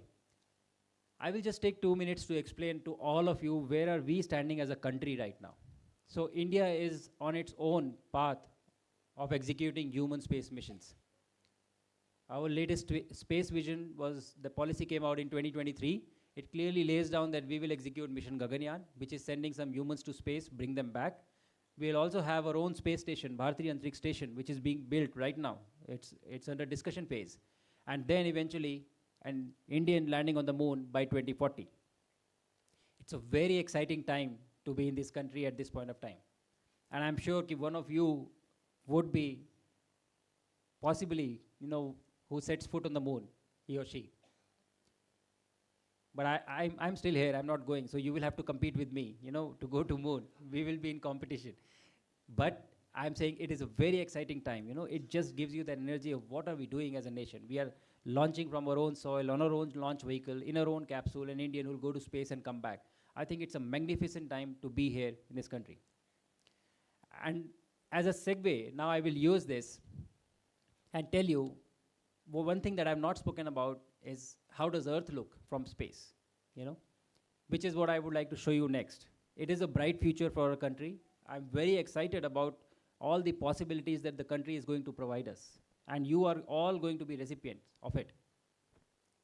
So I have a video that we are flying over India, and I will be showing you that. It's a night pass. We are coming from the Indian Ocean, which is from the southwest side, and we'll be going to the northeast side. And the most beautiful thing in that entire India pass you will see is the Bangalore city. It's the brightest city in the southern parts of our country, and that stands out, really stands out. You will also see flashes going on, which are essentially thunderstorms or lightning that are happening on Earth, which are very clearly visible from space. And towards the end, you will also see an orbital sunrise, how it looks when sunrise happens in space. So let us have a look at that video. So the green glow that you see is the curvature of the Earth, and the top of the stars, and bottom is the Earth. See the flashes? These are all thunderstorms.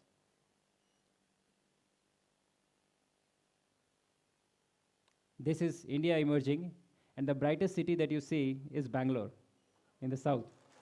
And then there is Hyderabad and Pune on the left. And look at all the lightning that is happening so rapidly.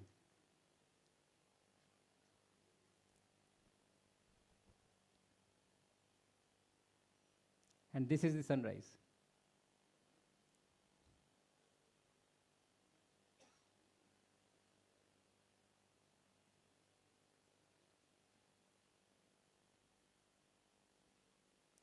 Next one, please.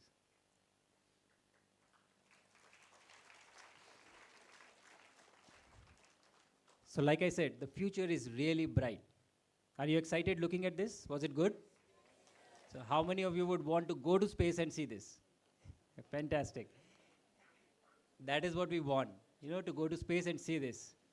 And I'm very happy, and I would thank all the ministers are raising their hands, sitting here. I'm very happy and very excited to see the kind of enthusiasm that is being created around this sector. And I would thank the government and all the bureaucrats who are making it happen. And sir, you said that, you would like me to be involved and do this. I would say that I'm always available. This is one of my mandate and job. Please, let us make this happen together. We have great ambitions and great vision as a country, landing on moon by 2040, Viksit Bharat 2047, but it will not happen on its own. So my message to all of you kids is, please be an active participant. Think that I will take India from here to being Viksit Bharat in 2047, because it is going to be your time, not ours. And in the end, I would like to only say, Honorable Minister was mentioning that on top of this world or sky is not the limit. I said something similar from space, which I would like to reproduce here. Sky was never the limit. Not for me, not for you, and not for Bharat. Jai Hind, Jai Bharat. Thank you.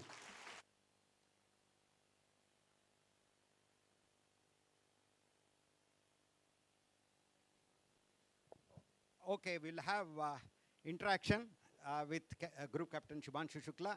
Very quickly, I have to ask the questions. But anyway, I would like to tell you, about 1,000 people are watching this program all over Karnataka, in fact. Okay, this is one thing. And here is the rocket, Bahubali rocket, which is going to launch Group Captain Shubhanshu Shukla as part of the Gaganyaan program. And here is the Gaganyaan spacecraft model. Okay, we have kept everything. Now, let us ask the first question. Who will ask the first question? 1 minute, 1 minute. That boy, spectacled one. Yeah, quickly. Mike. Yeah, quick, please. How did you train for low gravity on Earth before going to space? Yeah. Okay. There is not a very good method of training for sustained low gravity on Earth. The only closest thing comes is the closest thing that comes is the parabolic flights that we have, the aircraft. So an Airbus or an IL class of aircraft is completely emptied from inside, and then it is padded. It flies straight, and then it goes and makes this parabola. So for about 35 to 40 seconds, you experience microgravity on Earth, and you get multiple episodes of that. But sustained, no. Thank you. Yeah. We will ask, we have a question from that girl in the end. Yeah. Yeah, you are the one. Yes, please. Can you tell us about some of the experiments that you did during your mission? Yes. So we did take 7 experiments that were prepared by Indian researchers. All the experiments were designed and conceived with the intent that we also want to enable our own space flight. So I will tell you 2. One was we did stem cell research, how to prevent muscle degeneration. We wanted to check what are the effect of some of the supplements in space, in microgravity. And second, we grew microalgae to see if they can act as a possible source of nutrition for long duration missions in the future. Thank you. Thank you.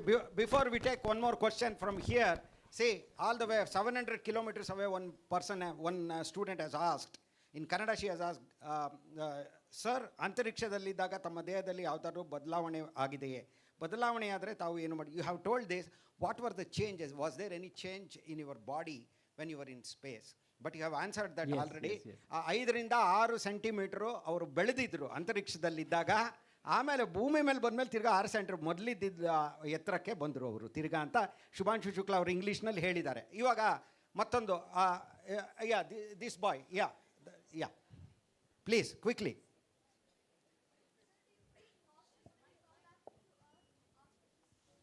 So he is asking if you feel nauseous when you come back to Earth. You do feel nauseous when you go up. You also feel nauseous when you come back, but it depends. Everybody doesn't get the same symptoms.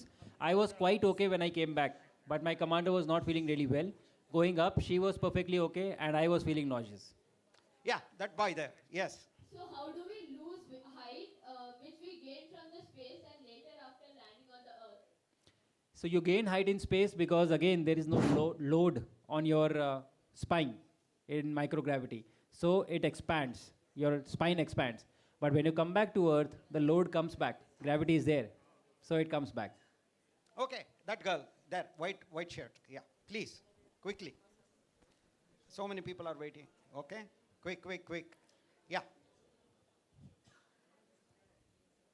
Good morning, sir. My name is Tanisha. I'm studying in 10th standard in Future Citizen of the World School. I have 4 questions for you and I will finish it very fast. 4 questions? Yes, sir. And No, 1. Millions of children in our country, including myself, aspire to become astronaut. Only 1 in 100 million will get a chance to become astronaut. What is your advice to these aspiring astronauts who might never get a chance to go to space? Yeah, a great question. It is absolutely true. Not everybody will get a chance to be an astronaut. But I can tell you from my personal experience, you know, it is not just the astronaut. To send one person to space, it takes thousands on ground. And everybody's job is really exciting. It is interesting. So even if you are a part of this entire exploration, you get to live this through someone. Some will become, some will not become. But you can contribute by being an engineer, by being a researcher, by being a doctor, or any other profession which allows this entire mission to happen. So yes, you see the face. Even for me, you see me who has gone to space and come back, but it would not have been possible but for the efforts of thousands of people who have supported this mission and made this mission happen. So I think even that is extremely incredible. So we should aim for that. And if you get to be a part of this, you will find it is very exciting. Thank you. Thank you. That girl, I think in Kannada or English? Kannada, you ask me, I will translate. Yeah. Bega. My name is Prajwal D. I am studying in 10th standard. No, wait. That girl is already. Yeah, quickly, you quick. Yeah. Let her ask in Kannada, I will translate. ನನ್ನ ಹೆಸರು ವೀಣಾ. ನಮ್ಮ ಶಾಲೆಯ ಹೆಸರು ಸರ್ಕಾರಿ ಪ್ರೌಢಶಾಲೆ ಬೆನಕನಾಳ. ನಮ್ಮ taluk. That is okay. Question ಏನು ಹೇಳಮ್ಮ? Question ಏನಮ್ಮ? ದಯವಿಟ್ಟು ಹೇಳು. ಬಾಯ ಆಕಾಶದಿಂದ ಭೂಮಿಗೆ ಬಂದ ನಂತರ ನಿಮಗೆ ಏನು ಅನುಭವ ಆಗಿತ್ತು? After you came back from space, what was your experience? What did you feel like? When I came back, like I have said, it is very difficult to walk. You have to get used to the environment of gravity again. And it is challenging for a few days. You take about 7 to 8 days to come back to normal. ಅವ್ರಿಗೆ ಆಗಿದ ಅನುಭವ ಅಂದರೆ ಪುನಃ ನಡೆಯೋದು ಭೂಮಿಯ ಮೇಲೆ ಕಷ್ಟ ಆಯಿತು. ಒಂದು ವೀಕು 8-10 ದಿನಗಳಾದಮೇಲೆ ಅಥವಾ ಒಂದು ವಾರವಾದಮೇಲೆ ಅದು ನಿಧಾನವಾಗಿ ಸರಿ ಹೋಯಿತು ಅಂತ ಹೇಳ್ತಾರೆ. Thank you very much. So she has come from 400 kilometers away from Bangalore. Okay, 1 minute. Wait, that girl, yeah.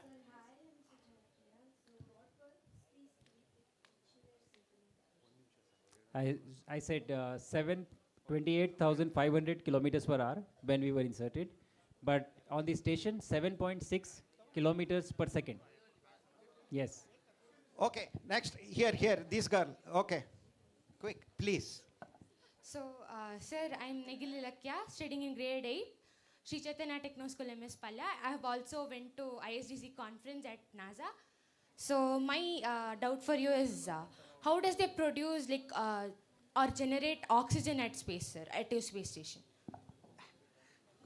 Oxygen is not being generated there. There is a fixed resource which is available and it is being breathed. The air is recycled, and this is actually a very good question because on the fighter aircraft and everything you have OBOX, which is onboard oxygen generation system, which is what is being looked at for future stations, to have this capability. But right now oxygen tanks are there stored, and whenever the levels of oxygen come down, they are used to provide oxygen to the station. Thank you. Oh, thank you. That girl. We'll give equal opportunities for all. Okay. Yeah. What are the attacks which are a danger in the space, and did you experience any? What are the, sorry? What are the attacks or a danger in the space? No attacks we experienced in space. It was quite peaceful for us in space. Okay. 1 minute. Before this, there is an online question from Karwar on the west coast of Karnataka. Microgravity changes everything: fluids, biology, materials. Which microgravity phenomenon surprised you the most when you experienced it firsthand? And how your body and mind adapt during the 24 hours of microgravity? Any unexpected challenges? This is from Karwar. Everything was unexpected. You don't expect anything because it is something very new. But it was very interesting to see how water behaves in space. I had an experiment or a STEM demonstration in which you had to put a bubble inside a bubble inside a bubble. So an air bubble inside a water bubble, and then a coffee bubble inside that air bubble. It was extremely hard to perform. So that is the time I learned. This was something really fascinating for me. Okay, the student is happy, I'm sure. And 1 minute. This girl, yes.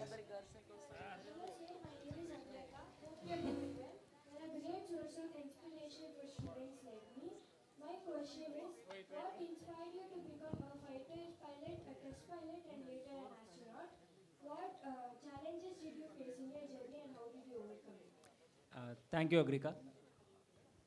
It's a big question. I will try to compress it. A lot of things inspire you. Maybe this interaction will inspire a few of you to work hard and go in your field. It was similar with me. I met a lot of great people, great leaders who have inspired me throughout my life at various stages. It is challenging, it is not easy, it takes a long time. And we always see the exciting part, me going to space and coming back. But for this exciting part, I've been training for past 5 years. So that you have to do in the silence. Nobody will see that, nobody will applaud that, but that work has to happen. The mundane has to happen for the exciting. So that is an important lesson that I think you should carry back. Thank you. Thank you, sir. This girl there. Good morning, sir. My question is, why space flight is necessary? Can't we explore space with robotic spacecraft? We can, and I think in the future it is going to be a hybrid. The challenge is, it's a great question. The challenge is, you can plan robotics, you can send robots, but for everything that is automated or in robotics as well, you have to pre-plan things and send them. There is no, even in today's age of AI, there is no generic AI or general AI that we talked about, like thinking like humans. It is not possible.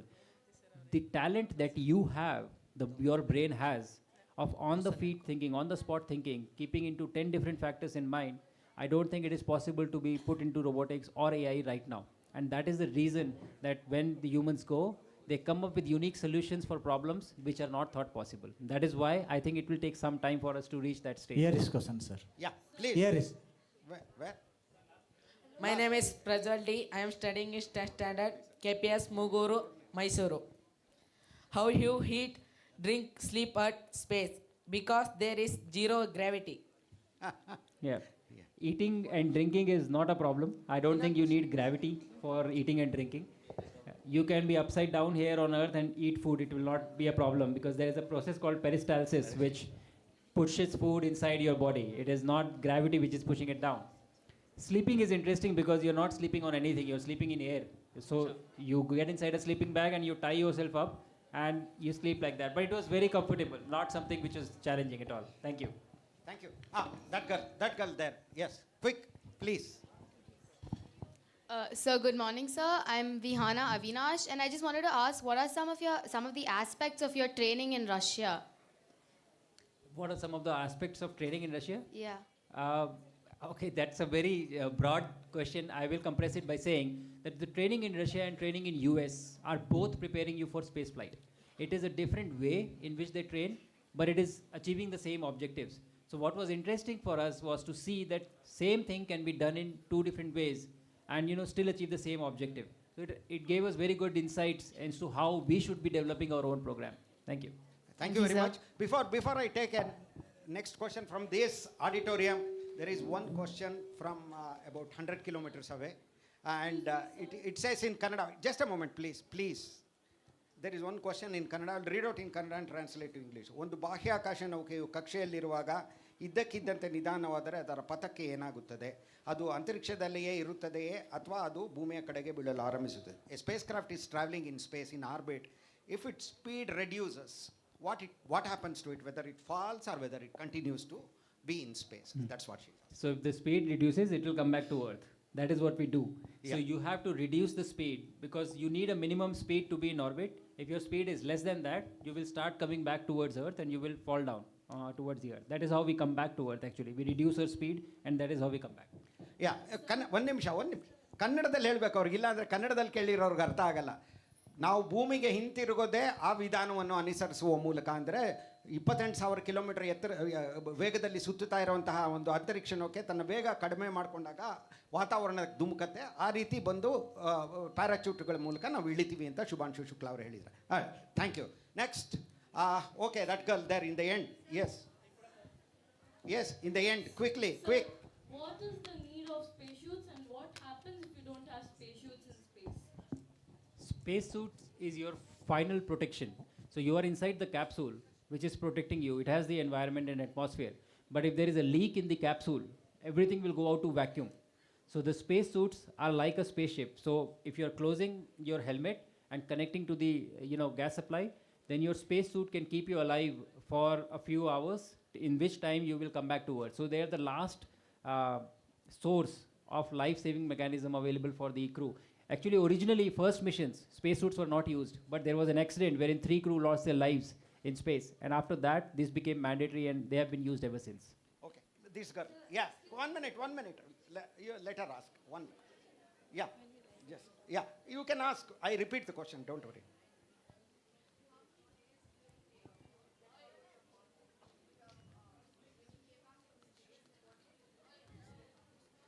So it takes about 7 to 8 days. And there is a proper rehabilitation program that goes in. They will make you do simple exercises first and then complex exercises, multi-axis exercises. So it builds up over a period of time. But by 7th or 8th day, you come back to normal. Yeah. Your muscles and all take longer to build, but this is approximate the time that it takes. Thank you, sir. Well, that question there from that girl. Yeah, in the end. So you had 3 crewmates coming along with you. So did they experience the same things as you did, or did they have different experience? Can you share? Similar, I would say similar things, but obviously everybody feels things differently. But overall, all the experience by the collective crew was very similar in nature. Thank you. Thank you. Just before we go to, because 1,000 people are watching, and this question is from Raichur, from our honorable minister's constituency. One person is asking, how did you spend time? What did you do for relaxation in International Space Station? This is the thing. I don't think I had any time for relaxation. Actually, this is one thing which is very important. It was extremely busy. We used to have 13-hour work days, 13 to 14 hours, because there was a lot of science that had to be done, and we did not have a very long time. So we were extremely busy, but whenever I found time, I used to pick up my camera and take photographs from the station of the Earth. Thank you. One minute. I have to translate it. ದಯವಿಟ್ಟು. Okay? ಅವರಿಗೆ ಕಾಲಕ್ಷೇಪ ಮಾಡೋದಕ್ಕೆ ಶುಭಾಂಶು ಶುಕ್ಲಾ ಅವರಿಗೆ ಟೈಮೇ ಇರಲಿಲ್ಲ. ಹಾಗಾಗಿ ಅವರು ಪ್ರಯೋಗಗಳನ್ನು ಮಾಡೋದರಲ್ಲೇ ಅವರು ನಿರತರಾಗಿದ್ದರು. ಜೊತೆಗೆ ಸ್ವಲ್ಪ ವೇಳೆ ಸಿಕ್ಕಿದಾಗ ಅವರು ಭೂಮಿಯ ಚಿತ್ರಗಳನ್ನು ತೆಗಿತಾ ಇದ್ರು. Thank you. Next question. Yeah, this girl. Yeah. Sir, how do you personally define courage and what are the life lessons you have learned through your Air Force journey? A lot of life lessons. Courage, I think, very simply put, is the ability to act in the face of fear. When you are afraid, and being able to move forward and believe in your own self, in your ability that you will manage, and you're not worried about what the outcome is. I think that very succinctly put would be courage for me.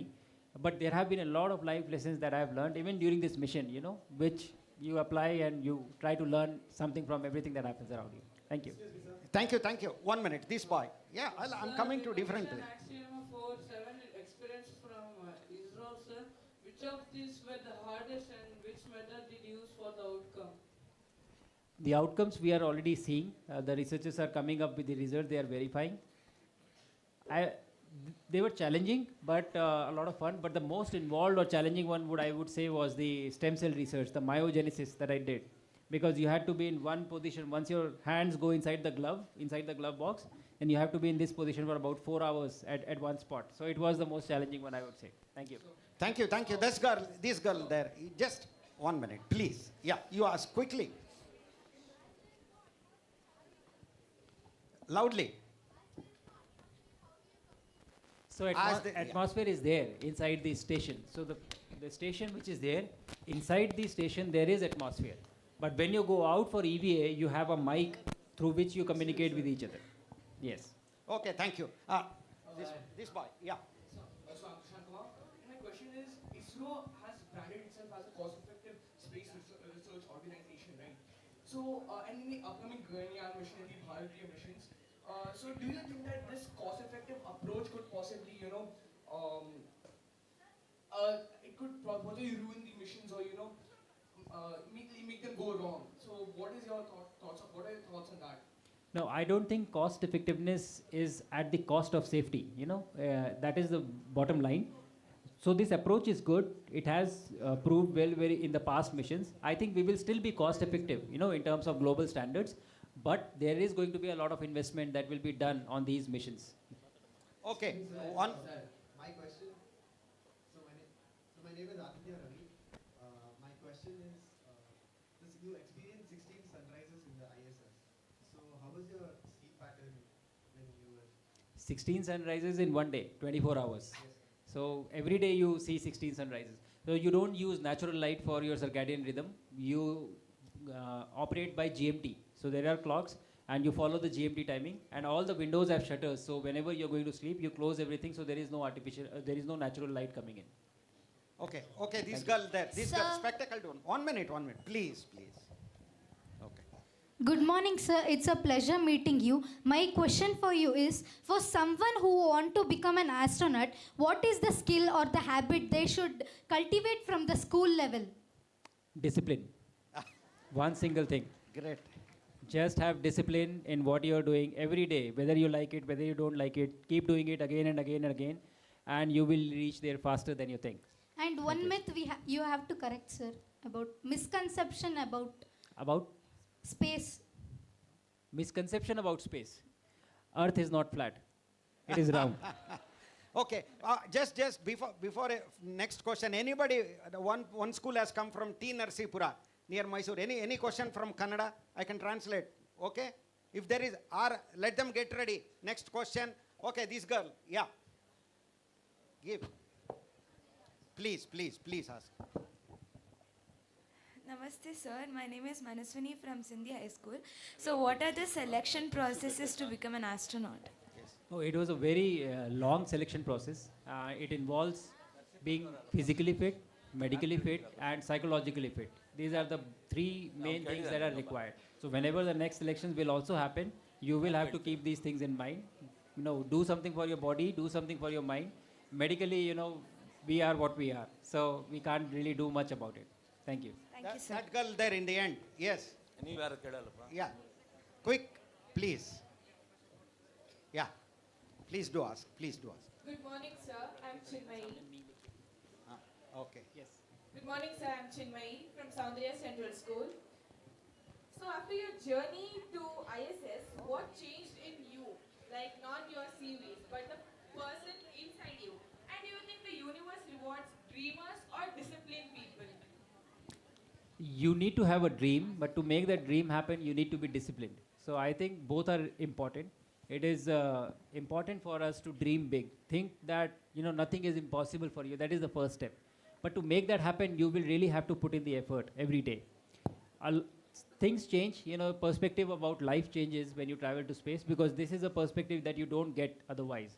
And the biggest takeaway for me was that the entire planet, it feels as a whole. You know, that planet feels like your home, not a particular place, not a particular region, or not a particular country. That was my biggest takeaway from this mission. Thank you. 1 minute, 1 minute. That girl there. Yeah. Yeah. Ask. Yeah. No, give her mic. Give her mic, please. Mic. Anand, kindly pass on the mic here to this girl. No, why don't you pass on the mic? Please. Yeah, please. Sir, in case of any medical emergency in space, what do you do? So you get properly trained for handling medical emergencies. So we get medical training, to perform basic medical procedures. A lot of training goes into preparing the crew for doing that. The only thing that cannot be done in space medically is a dental surgery. So they ensure that your teeth are absolutely fine before you go to space. Thank you. Okay, thank you, sir. Yeah, that girl. Namaste, sir. I'm Siri from Soundarya School.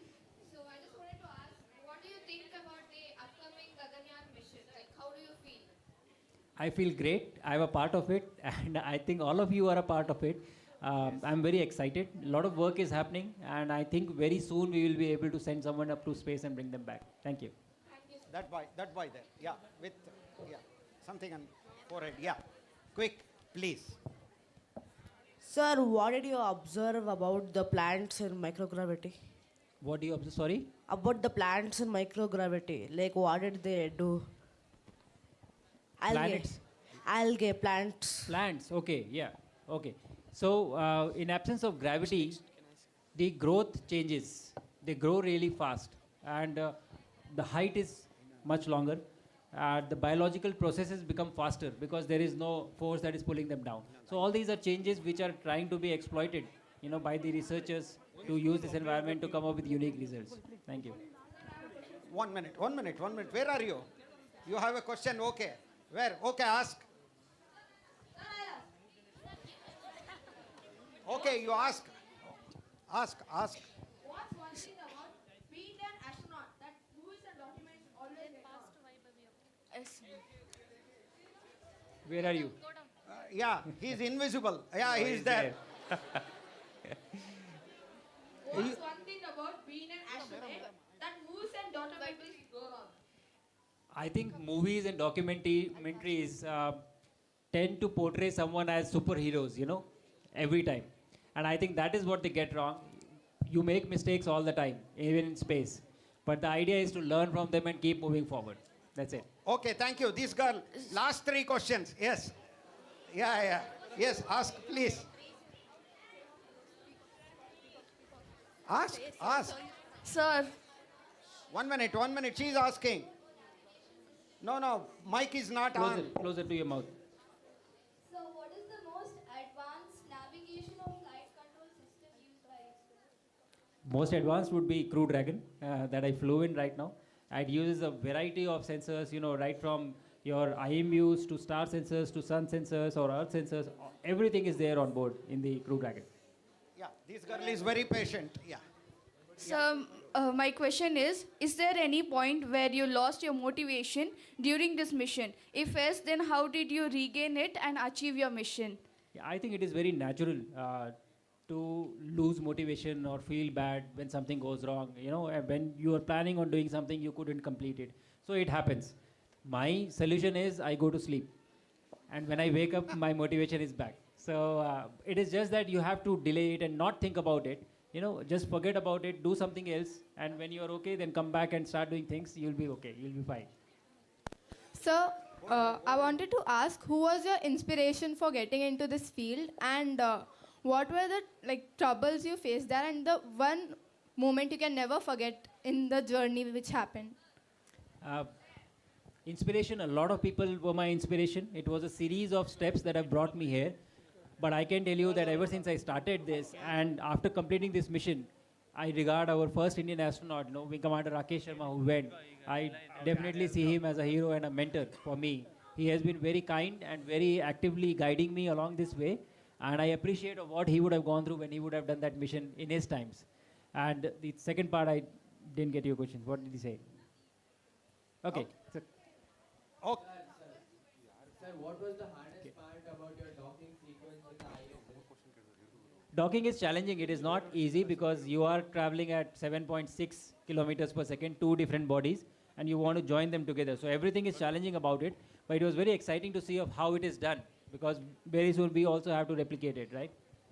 Yeah. Yeah. These two. Excuse Yeah, me, that's a sir. blue colored. Yeah, this boy. Yeah, please.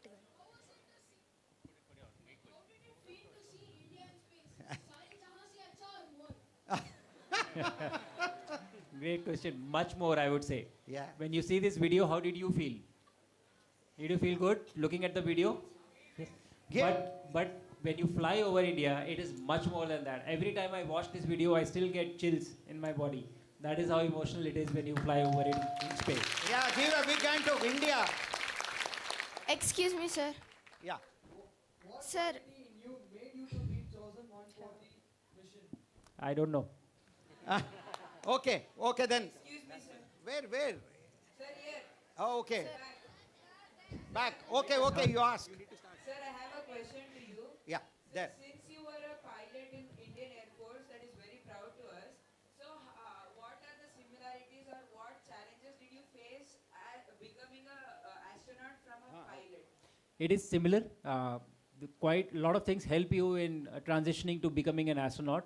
But I think patience is one thing that I had to really learn once I got into this, becoming an astronaut. Because you have to train for 5 years for these 20 days of mission. And in fighter flying, every day you were flying 3 to 4 sorties, which was very exciting and full of adrenaline. So I think this was the biggest transition for me. One.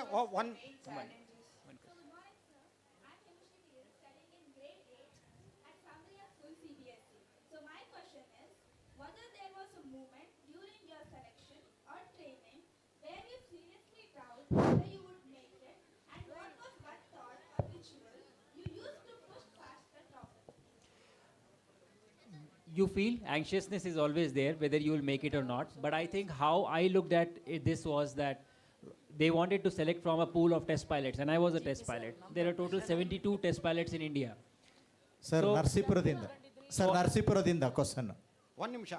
So I thought, one second, I'm just finish this. So I thought that whoever becomes the astronaut or the first Indian to go to ISS, we would know them. That is the proximity that we had. And I was happy for this. So I think we should not worry too much about results. There are moments that you would feel, but it is okay. Just being a part of this in itself is a great experience in itself. Thank you. Thank you very much. 1 minute. A question has come in Kannada. Okay, it says, ಗಗನಯಾತ್ರಿ ಆಗಬೇಕಾದರೆ ಏನು ಮಾಡಬೇಕು, ಯಾವ ತರಬೇತಿ ಪಡೆಯಬೇಕು? If you want to become an astronaut, what you have to do? What are the requirements and what kind of training you need? That's a question. From Mangalore. So these are all of you are kids here. I told in this previous question also, study well, keep your mind sharp, play well, keep your body fit, and eat well so that your medical, is taken care of. So only 3 things you need to do, not a lot. Body, mind, and your medicals. That's all. Okay, 1 minute. I think ಆಯಿತು. ಇವಾಗ ನೋಡಿ, ದೇಹ ಮನಸ್ಸು ಎಲ್ಲವನ್ನು ಶುದ್ಧವಾಗಿಟ್ಟುಕೊಳ್ಳಬೇಕು, ಜೊತೆಗೆ ವ್ಯಾಯಾಮ ಶಿಸ್ತು ಬಹಳ ಮುಖ್ಯ ಅಂತ ಹೇಳಿದ್ದಾರೆ. ಇದು ಉತ್ತರ. ಗ್ರೂಪ್ ಕ್ಯಾಪ್ಟನ್ ಶುಭಾಂಶು ಶುಕ್ಲಾ ಅವರಿಗೆ ಖಂಡಿತ ನಮ್ಮ ಕೃತಜ್ಞತೆಗಳು, ನಮ್ಮ ವಂದನೆಗಳು. ಇವತ್ತು ಇಲ್ಲಿ ಬಂದು ನಮ್ಮ ಜೊತೆ ಇಂಟ್ರಾಕ್ಟ್ ಮಾಡಿದ್ದಕ್ಕೆ. Sir. Sir, I have a doubt. Yeah, please. Yeah. Which school? Yeah. Narsipura, T. Narsipura, yes. Please.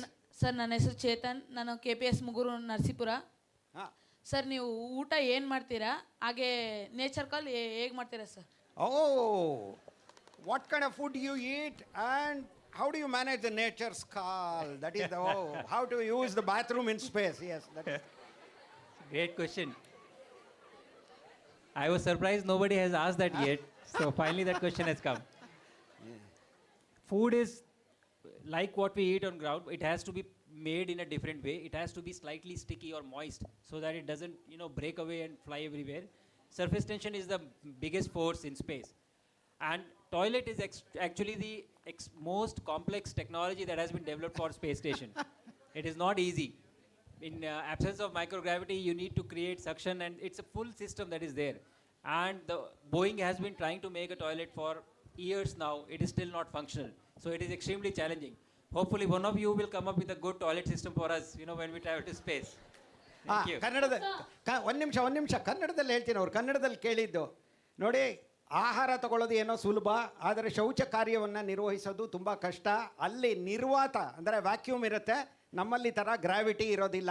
ಆದರೆ ಇದುವರೆಗೂ ಯಾರೋ ತೃಪ್ತಿಯಾಗುವಂತಹ ಒಂದು ಶೌಚಗೃಹನ ನಿರ್ಮಿಸೋದಕ್ಕೆ ಸಾಧ್ಯ ಆಗಿಲ್ಲ. ನಿಮ್ಮಂಥ ವಿದ್ಯಾರ್ಥಿಗಳು ಮುಂದೆ ಇದರಲ್ಲಿ ಆಸಕ್ತಿ ತಳೆದು ಆ ತಂತ್ರಜ್ಞಾನವನ್ನು ಅಭಿವೃದ್ಧಿಪಡಿಸ್ತೀರಾ ಅಂತ ನನಗೆ ಆಸೆ ಇದೆ ಅಂತ ಹೇಳಿದ್ದಾರೆ. ಎಲ್ರಿಗೂ ಧನ್ಯವಾದ. ನಮಸ್ಕಾರ. Thank you.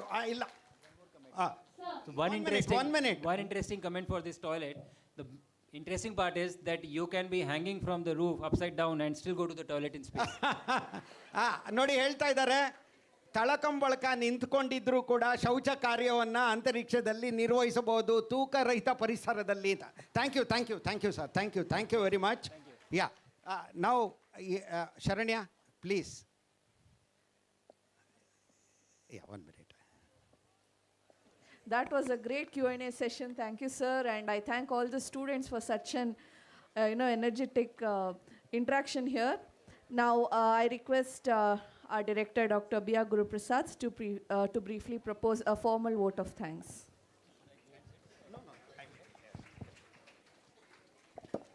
Sharanya, you take it.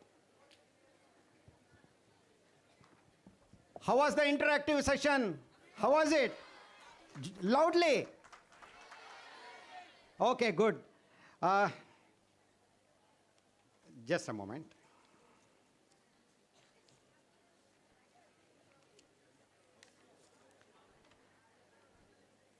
I'm sure what a marvelous event it is, and I'm sure the student community here at CV Vishveshwara Auditorium, as well as those watching it online, have been galvanized by Group Captain Shubhanshu Shukla's presentation and interaction.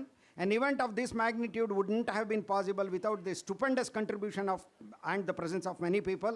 It is our duty to thank them. In this regard, first I express our heartfelt thanks to Shri Group Captain Shubhanshu Shukla on behalf of JNP as well as K-Steps and the Government of Karnataka. Thank you, sir. Thank you very much for your gracious presence and interactive session and presentation. At the same time, I would like to express our thanks to Dr. V. Narayanan, Chairman ISRO, as well as Shri D.K. Singh, Director, Human Space Flight Center of ISRO, for facilitating the presence of Group Captain Shukla here, Shubhanshu Shukla here for this event. The major credit for the success of this event goes to our Honorable Minister for Minor Irrigation, Science and Technology, Government of Karnataka, Shri N.S. Bosaraju, sir.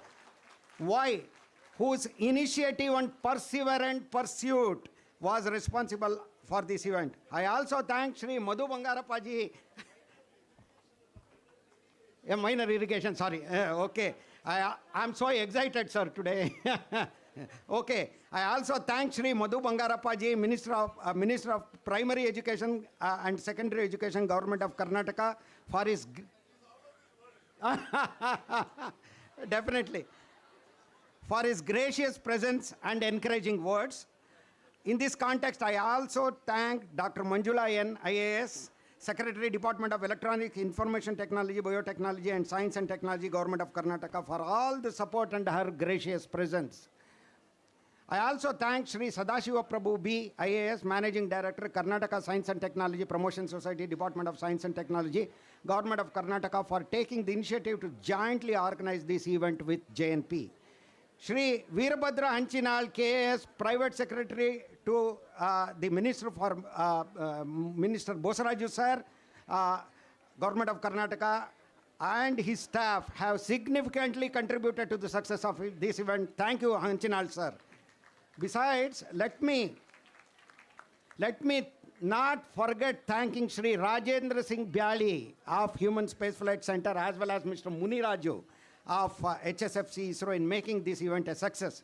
Besides, let me also thank the media and the police in making this event a success through their large presence. My heartfelt thanks will also go to the various school authorities, teachers, science centers across Karnataka, and most importantly, students who are very actively participated in the event, both by attending as well as watching it online. Thanks to all of you. The contribution of various service providers is no small indeed in this success of the event. Finally, I thank the staff of JNP who have contributed their might in making this event a success. Jai Hind, Jai Karnataka. Thank you, sir. Sir, national anthem. Yeah. Sir, national anthem is there. Yeah. National anthem is there. Please make everybody stand.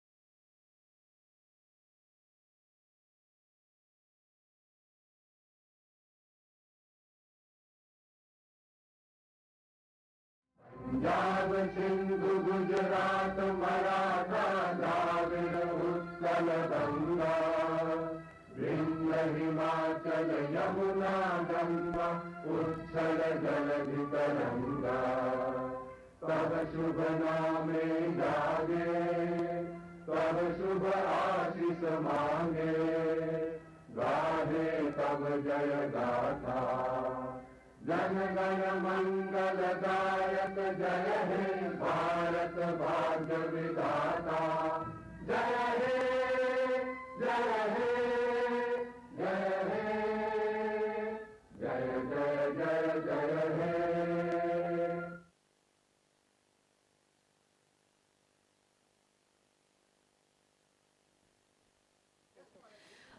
SNT staff and JNP staff are requested to come to the stage. I request all the students to please be seated till the dignitaries leave.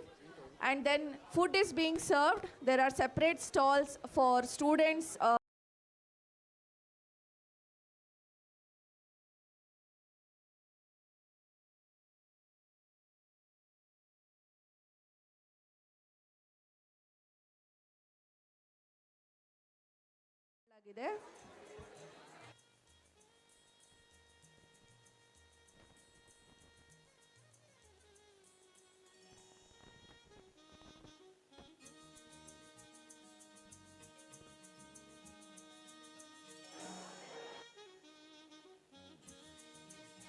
ದಯವಿಟ್ಟು ಮಕ್ಕಳು ನಿಶಬ್ದ ಕಾಪಾಡ್ಕೋಬೇಕು. ಎಲ್ಲರಿಗೂ ಅವಕಾಶ ಸಿಗುತ್ತೆ. At least ಸ್ವಲ್ಪ ಸಮಾಧಾನದಿಂದ ಇದ್ದರೆ ಕೆಲವ್ರಿಗಾದರೂ ಅವಕಾಶ ಸಿಗುತ್ತೆ. ದಯವಿಟ್ಟು ಸಮಾಧಾನವಾಗಿರಿ. ಎಲ್ಲರೂ ಈ ಡಯಾಸ್ ಮುಂದೆ ಬಂದು ಗುಂಪುಗೂಡಬೇಡಿ.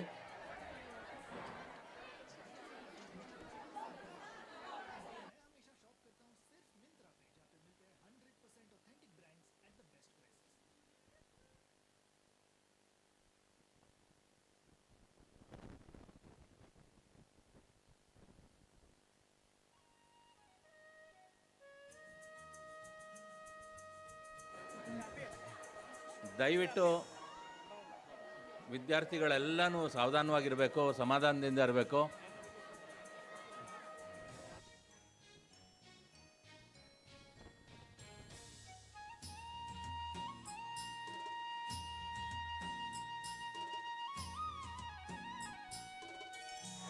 Dear students, I hope you understand that Group Captain Shubhanshu Shukla cannot individually give you autograph, right? So it is difficult.